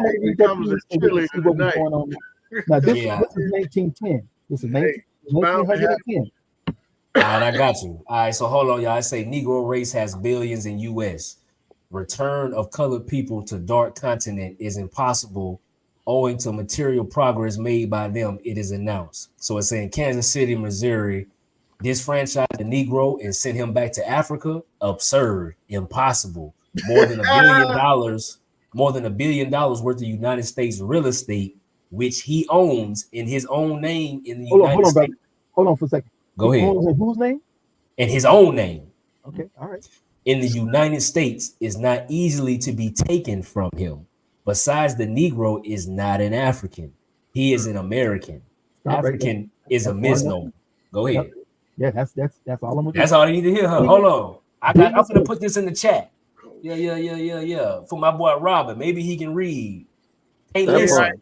But hopefully he we can read reading and comprehending that, today here. I mean, yeah. matter of fact, we always been reading and comprehending. Remember, you said we couldn't read and write, all that. You only read out the Bible because the white man told you. Come on now, stop the cap. Hey, look, all right now. Hey, check this out.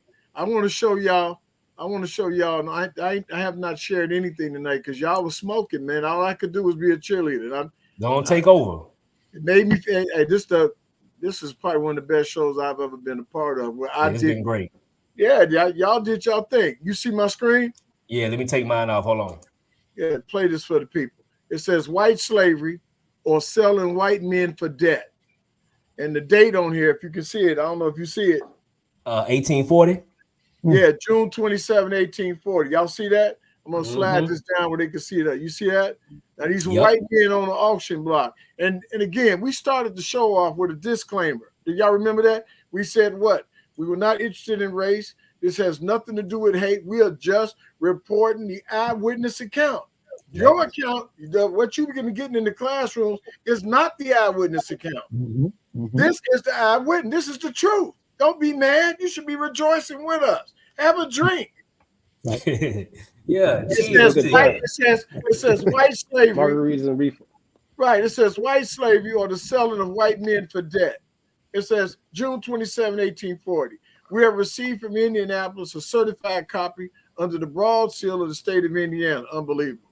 Of the 11th, 30th, and 31st sections of the Act of 1807 approved by General Harrison, providing for the sale of white men and white women in certain cases. We're not this. You can't make this up. These people were being sold. They were being sold. Yep. So down to the brother that flipped out. If they can report that blacks were sold and you don't have a problem, why are you upset if we report that they were also sold? Exactly. That's a level playing field, right? So again, we're not here to dominate ideologies. We just want we want our people to see the side of the book that the pages of the book that were torn out. That's all we're doing tonight. That's it. I got one more. Check this out. I had to wait till the end because my cards, I only had 2 cards to play. It worked out. Y'all was so cold tonight, man. I'm glad y'all was cold because I see now. Hey, I was telling man, it's been a long time since I sat on the sideline and watched the game. I've been on the bench the whole game, guys. What's going on? There you go. It's fourth quarter. Go and close it out. Yeah, here we go. He knew I ain't got no cards, so I played my little card anyway. All right, this right here says white slavery in America. Michael A. Hoffman. It says up to 1/2 of all the arrivals in the American colonies were white slaves, and they were America's first slaves. These whites were slaves for life long before blacks ever were. This slavery was even hereditary. White children born to white slaves were enslaved too. And you can keep reading this. It's like we could do this all night, but now we starting to understand why the government is funding these public schools. As long as you teach the history that they want you to teach, you can keep getting that fiat money. Funded. Yes. But if you deviate and teach the truth, you get remarks from that brother that we just kicked off the air. Exactly. And you didn't get put off. He didn't get put off because of his remarks. He got put off because he inserted racism into his remarks. And he a sucker. He had to go. We sucker free out here. Yeah, just like, man, this has been, for me, and I've been doing this a long time, this has been a very liberating show. I cannot believe what I learned today because I thought I knew it all. Hey Lee. I thought I knew it all, huh? Hopefully it ain't over, man. I got a big joker for you, Lee. If I can pull it off. Do your thing. I've been patient now. Oh yeah, Mac ain't got no shots. I had to sit back like Lee too. You got something colder than Brother Amos. Brother Amos killed him. So if you got something colder than that, Hold on. Let me pour me a drink. Let me go. Oh yeah, go ahead. Shout out to Sucker Free, man. We sucker free out here, man. Sure. Yeah. Don't be mad because we can see. We trying to open up your eyes. I'm telling you, we trying to do you a favor, bro. We sitting at the table playing spades and people get mad watching from the side. No, the dude took the red. The cards are being shown. He took the blue pill.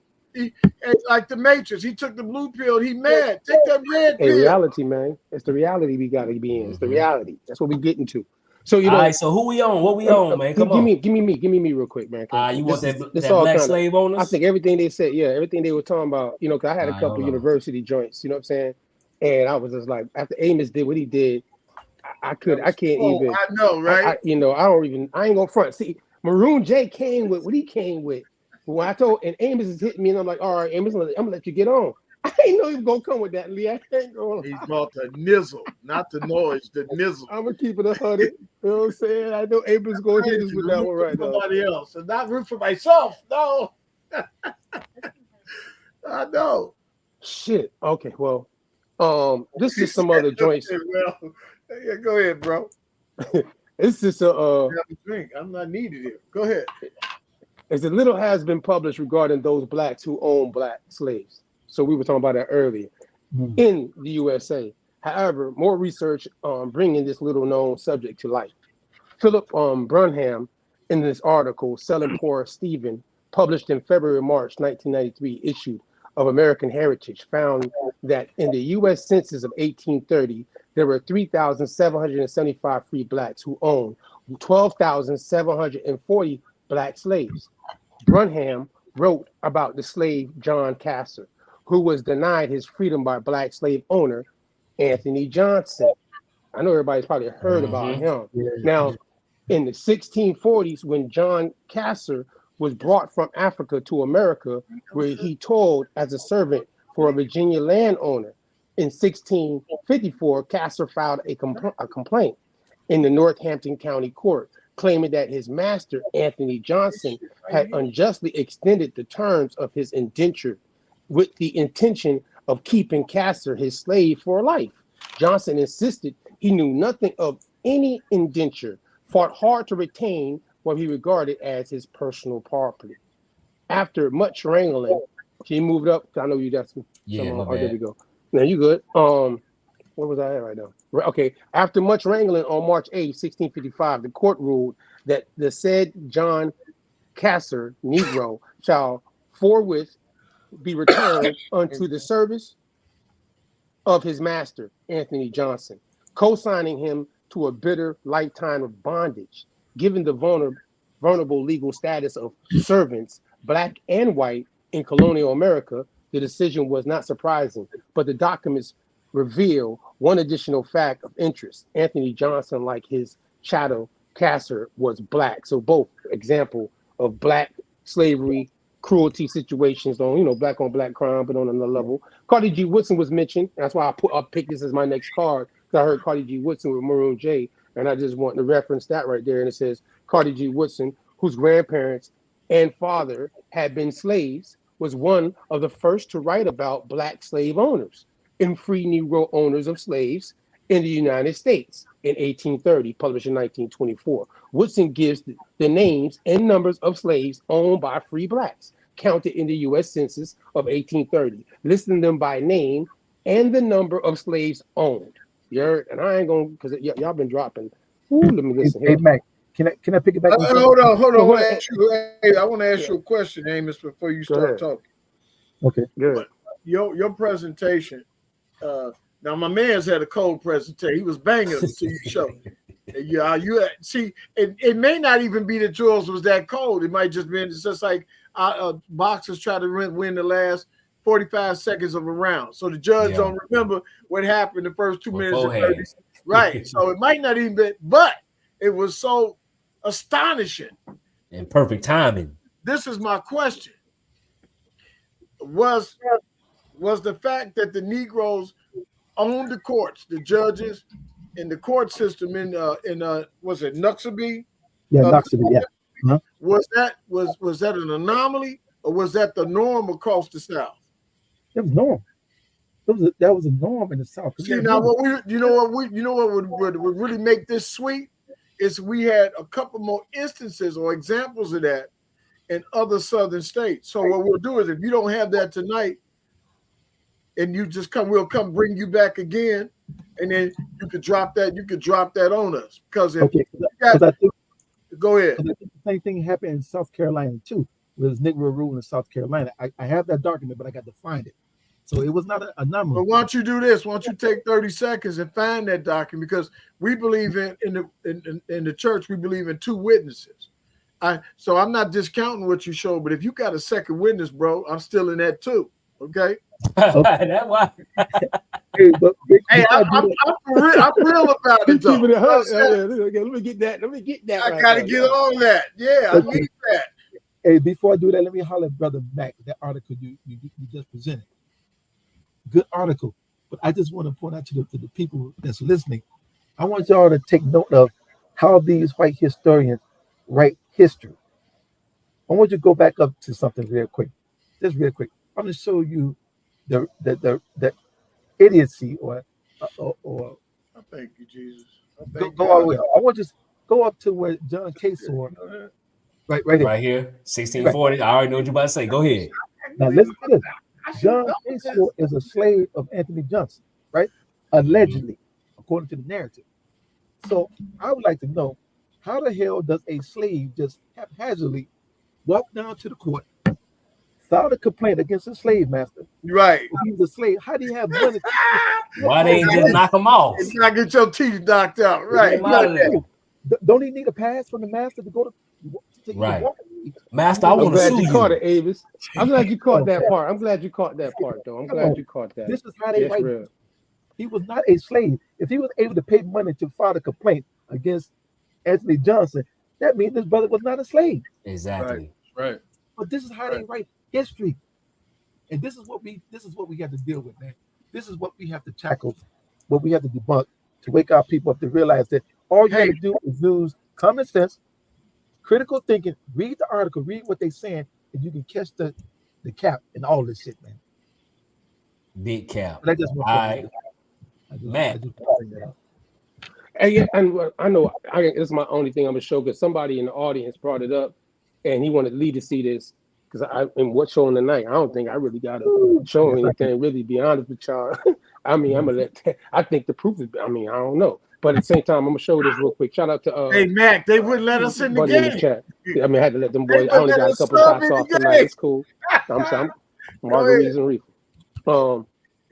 Massachusetts Bay Colony Charter of 1629. The brother in the chat, where the brother at, man? Devin. I think it was some Chevin, Devin, some Chevin. Yeah.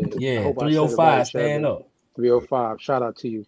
He kept saying this in the chat, so he wanted this to be presented. I told him I'm gonna do it, so I keep my word. So here's the source that he wanted to present. You know what I mean? Just to give a little love to the audience that's sending references to show the people out here. So we can go down to the charter, because this is a charter joint tied to the Massachusetts Bay Colony. You know what I'm saying? Hold on, he's loading.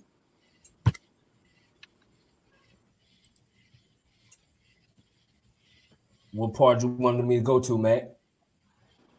I got cats purring in the background. You know that? In the left, on the left-hand corner, he wanted to enlarge that and show that picture that's up there. It's supposed to be of Charles II. No, that's a fake picture. Yeah. Charles II is a black man. I know it's supposed to be black. That's what he's trying to say. That's what he was saying in the chat. So I want to present it. You know what I'm saying? Because how we do. I don't dodge no smoke. Let me see how close I can get. Well, they it's still kind of blurred. Let me see. Yeah, they painted. Yeah, it's kind of hard to. Yeah, we get pictures of Charles II where he's straight black. It's not blurred. Hey, but hey, that's still a good shot, bro. Real talk. Yeah, shout out to him in the chat. He on the right page. This one just Yeah, for sure. Shout out to Chevin, man. Chevin. Yeah, shout out to Chevin. Yo, but that was really, I ain't gonna lie, man. We can get out of here, man. I mean, anybody, get out of here, man. We just showed up. Here you go. Here we go. Lee always want to keep right. Look, Jay, you had something, didn't it? I got the big Jay Joker. wanted me to try something. Oh, you got the Joker? Yeah. Jay. Hey, Lee. He got the big run it. Go ahead. So you want me to try it, or you gonna try it, Jay? I'll try it first. All right, hold on. Let me get this off the screen. All right. So right, to everybody in the chat, and of course y'all on the stage, I need y'all participation. Let me know if you can hear the sound once I start playing it. As soon as I hit play, it's supposed to be some noise. All right, hold on. It's gonna pop on my side first. I'm waiting for it to come up. Okay, let me present real quick.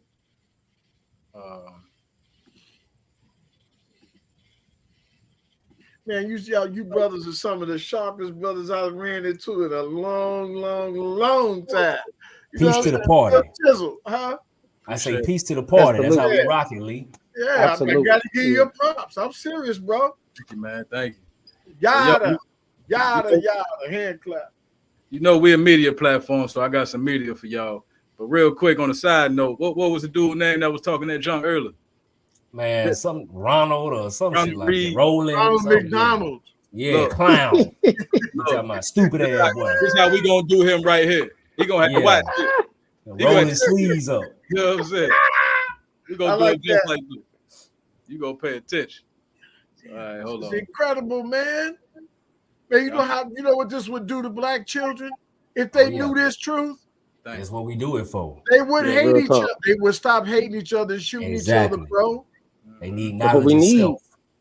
That's what we need. Not no slave shit, bro. So we ain't pushing that slave shit, bro. We ain't doing that. If it happened, it happened in your family. We ain't denying that. But you might need to relook at the narrative of what you've been told about it. That's what we want people to understand fully.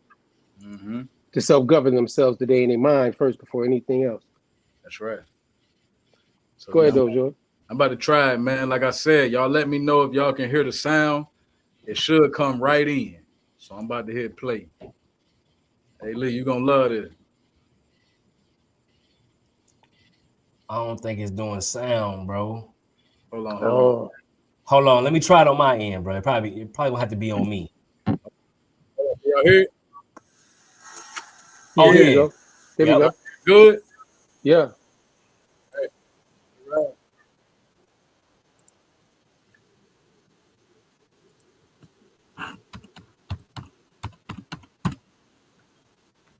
Antonici. What happened? Right. Piper DeLone. Hey, Jay is playing music right now or something? Yeah. Nah, we can't hear it then. Y'all can't hear nothing? Hey, it's like it's on mute. Hold on. Let me know if you can hear it now. It should be playing music. Nah, we can't hear it. Let me try to play it real quick, bro. Okay. Hold on 1 second. I'm gonna do this live. Hey, Amos, how long you been in how long have you had this information in your possession? Ooh, I would say a good 3 to 4 years, brother. How come I ain't never heard of you? Huh? I mean, never heard of me? and the brother right here, I ain't never heard. You guys Party need deep, man. Don't sleep. Y'all secrets in this, y'all secrets, bro. Yeah, Tonight, I don't do tonight 2 stars were born. On everything. Y'all stars, bro. Honor, Real Lee. talk. Really is, man. It's an honor, bro. Yeah, real talk, man. I should have heard of you guys. Hey Lee, I bought part 4 of your book, man. Ever since I bought it, I ain't been stopped arguing since, man. Everybody wanted to. You call, hey man, you and Amos stole the show. I hate to say it, but y'all banged them. Hey, I'm finna play it, y'all. Hold on. See what we got. Let me know if y'all can hear it. You might have to hit F11 and the mute button to be below. I should have heard of these guys. Full screen because it's gonna come on. It's gonna be mute. Okay, I see what you're saying. Hold on. It's not that strong. Hey, you see the mute button down there? Yep. All right, let it ride. Speechless. Damn. Now let us know if you can hear it in the chat, man. Put it in if you can hear the music.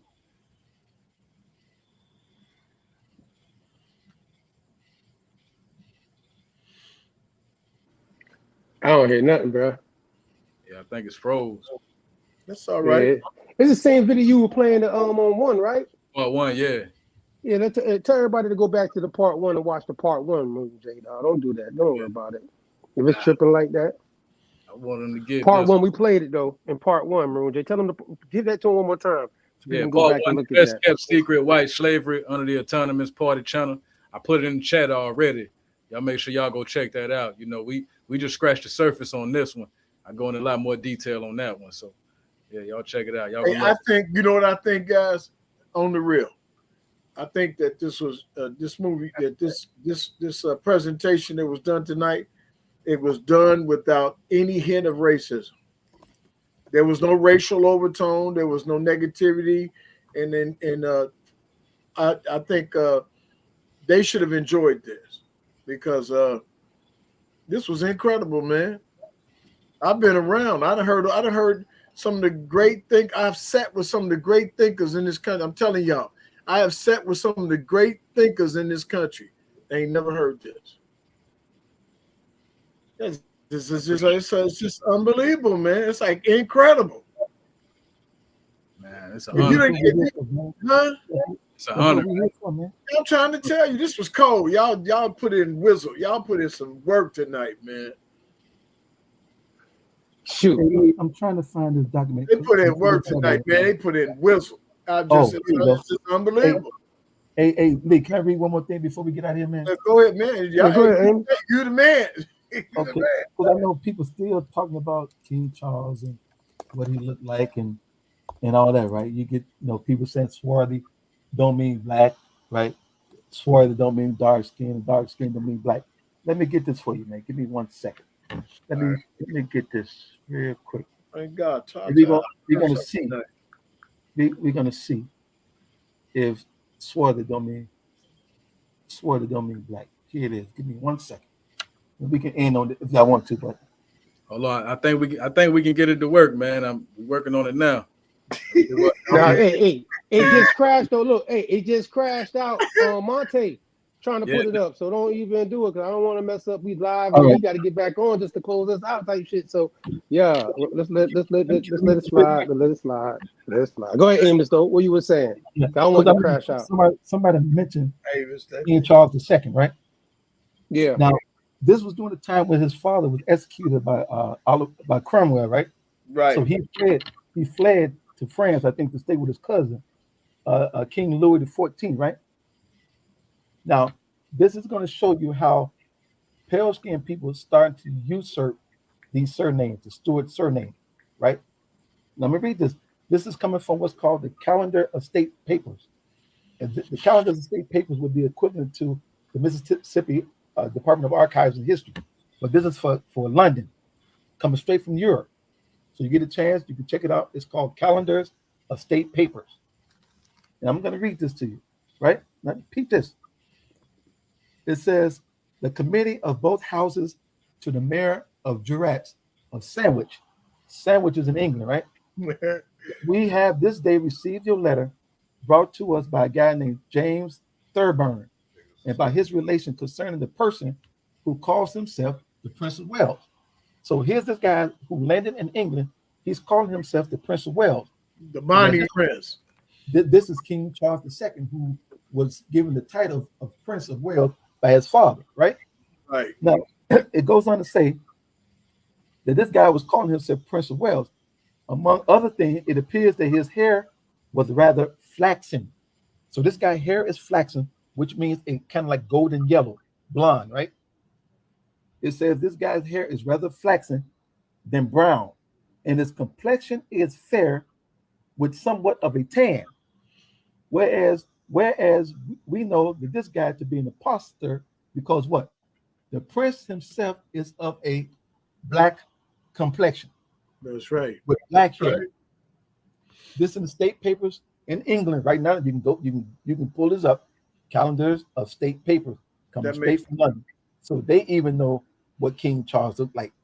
They didn't say swarthy, they didn't say dark complexion. They said we know this guy's an imposter because not only is he light skinned or pale skinned with gold blonde hair, he said the prince is of a black complexion. So if you want to say if swarthy don't mean black, what does black mean? Right. Hey, listen. Hey, this is a good show. It's a sparky conversation at the end. Now, Liam, let you close out, man, before we go, man. No, listen, guys. Monty ain't gonna be able to come back up, so we out of here. Listen, guys.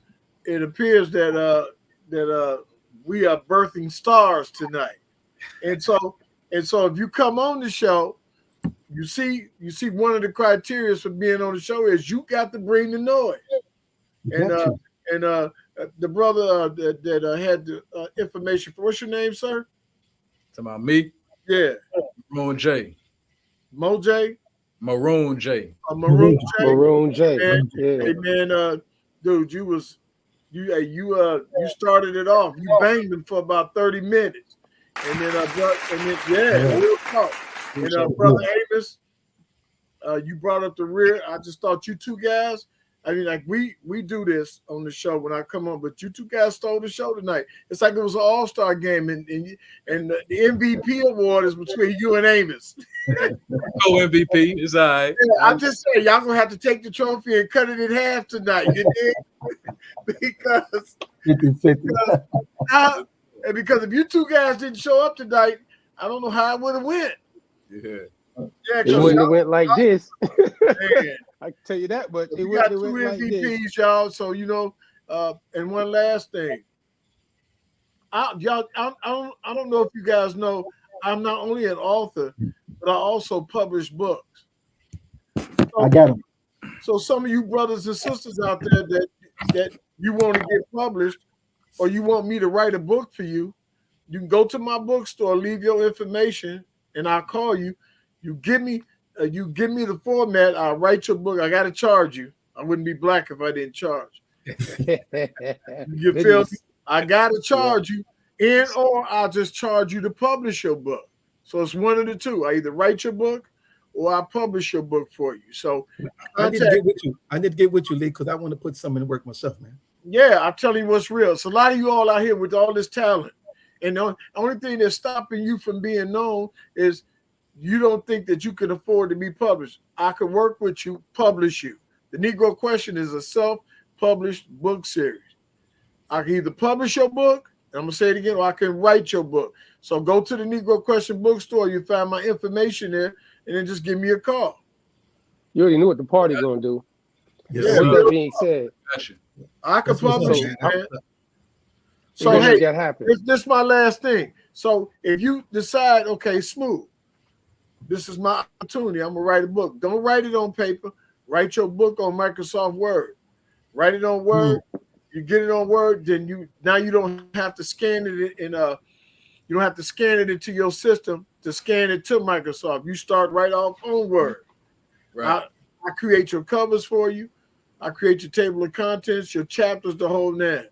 So go to the Negro Question. Just put pen to paper, just start writing, and you'll put it in order. Yeah, just put it on Microsoft Word. Go to the Negro Question bookstore.ecwid.com and leave me, call me, leave me some information, tell me what you need, and I'll get it done for you. So this is your opportunity to become an author. Gotcha. Sounds good, man. That's what's up. I'm trying to tell you, yeah. Appreciate that, man. Well, I appreciate everybody for pulling up for this right here. I'm telling you, it was a great conversation tonight. I hope everybody enjoyed it. And we appreciate everybody for liking, subscribing, and sharing. Amos, man, boy, you came in tonight, bro. You made up for last week. You made up for last week. Amos, I'm sorry I couldn't make it last week, but I came tonight, brother. I had to, man. Yeah, you did. You made it, man. I appreciate you showing your face and everything for this, man. Hey, man, hold on. You in Skokie, right? Are you in Skokie? Yeah, I'm in Skokie right now. Yeah. Hey, man, drop your number at the at the bookstore. I'll meet you at that Starbucks. I'm gonna give you his number. I'm just gonna text it to you. Yeah, I can cuff the rest of your information. You know? Yeah. Okay. All right. That'll work, man. That'll work. Hey, matter of fact, they putting. I see people in the chat putting your verses in there, Maroon J. Shout out to Drake Cobb, shout out to Quint. They know what it is. We're gonna end out the show with that, by the way. So we appreciate that tapped in with us tonight. We'll see y'all Sunday, by the way. You already know what it is. Every Sunday service vibe. We play music and everything. Come vibe with us. Bookstore up That's there what it for is. I can't even do that because Monte's in the back and his screen won't work when he got crashed from that last video we tried to play. So we'll put it in the chat. We'll put it in the chat and make sure it's on the front page. Want to get a book? You want to get your book written or your book published? Call your boy. I got you. There it is. See, we put it in the chat. So everybody see it right there. No doubt. Negro Question series. And I'm gonna say this. I'm gonna say this as I exit. This is one of the few times I've been somewhere and somebody taught me something. Man, it's an honor, Shout man. out to It's the not even party. lying, bro. I'm telling you what's real, man. I'm the teacher, That's right? the looks. And tonight I was humbled, man. The Lord said, "You're the creator." He said, "Well, how would I say that? Anah, Dal etihi and Dal Asher." It means I know you didn't know that. Run that. I'm out, man. All right, brothers. All right, Peace, bro. man. All right.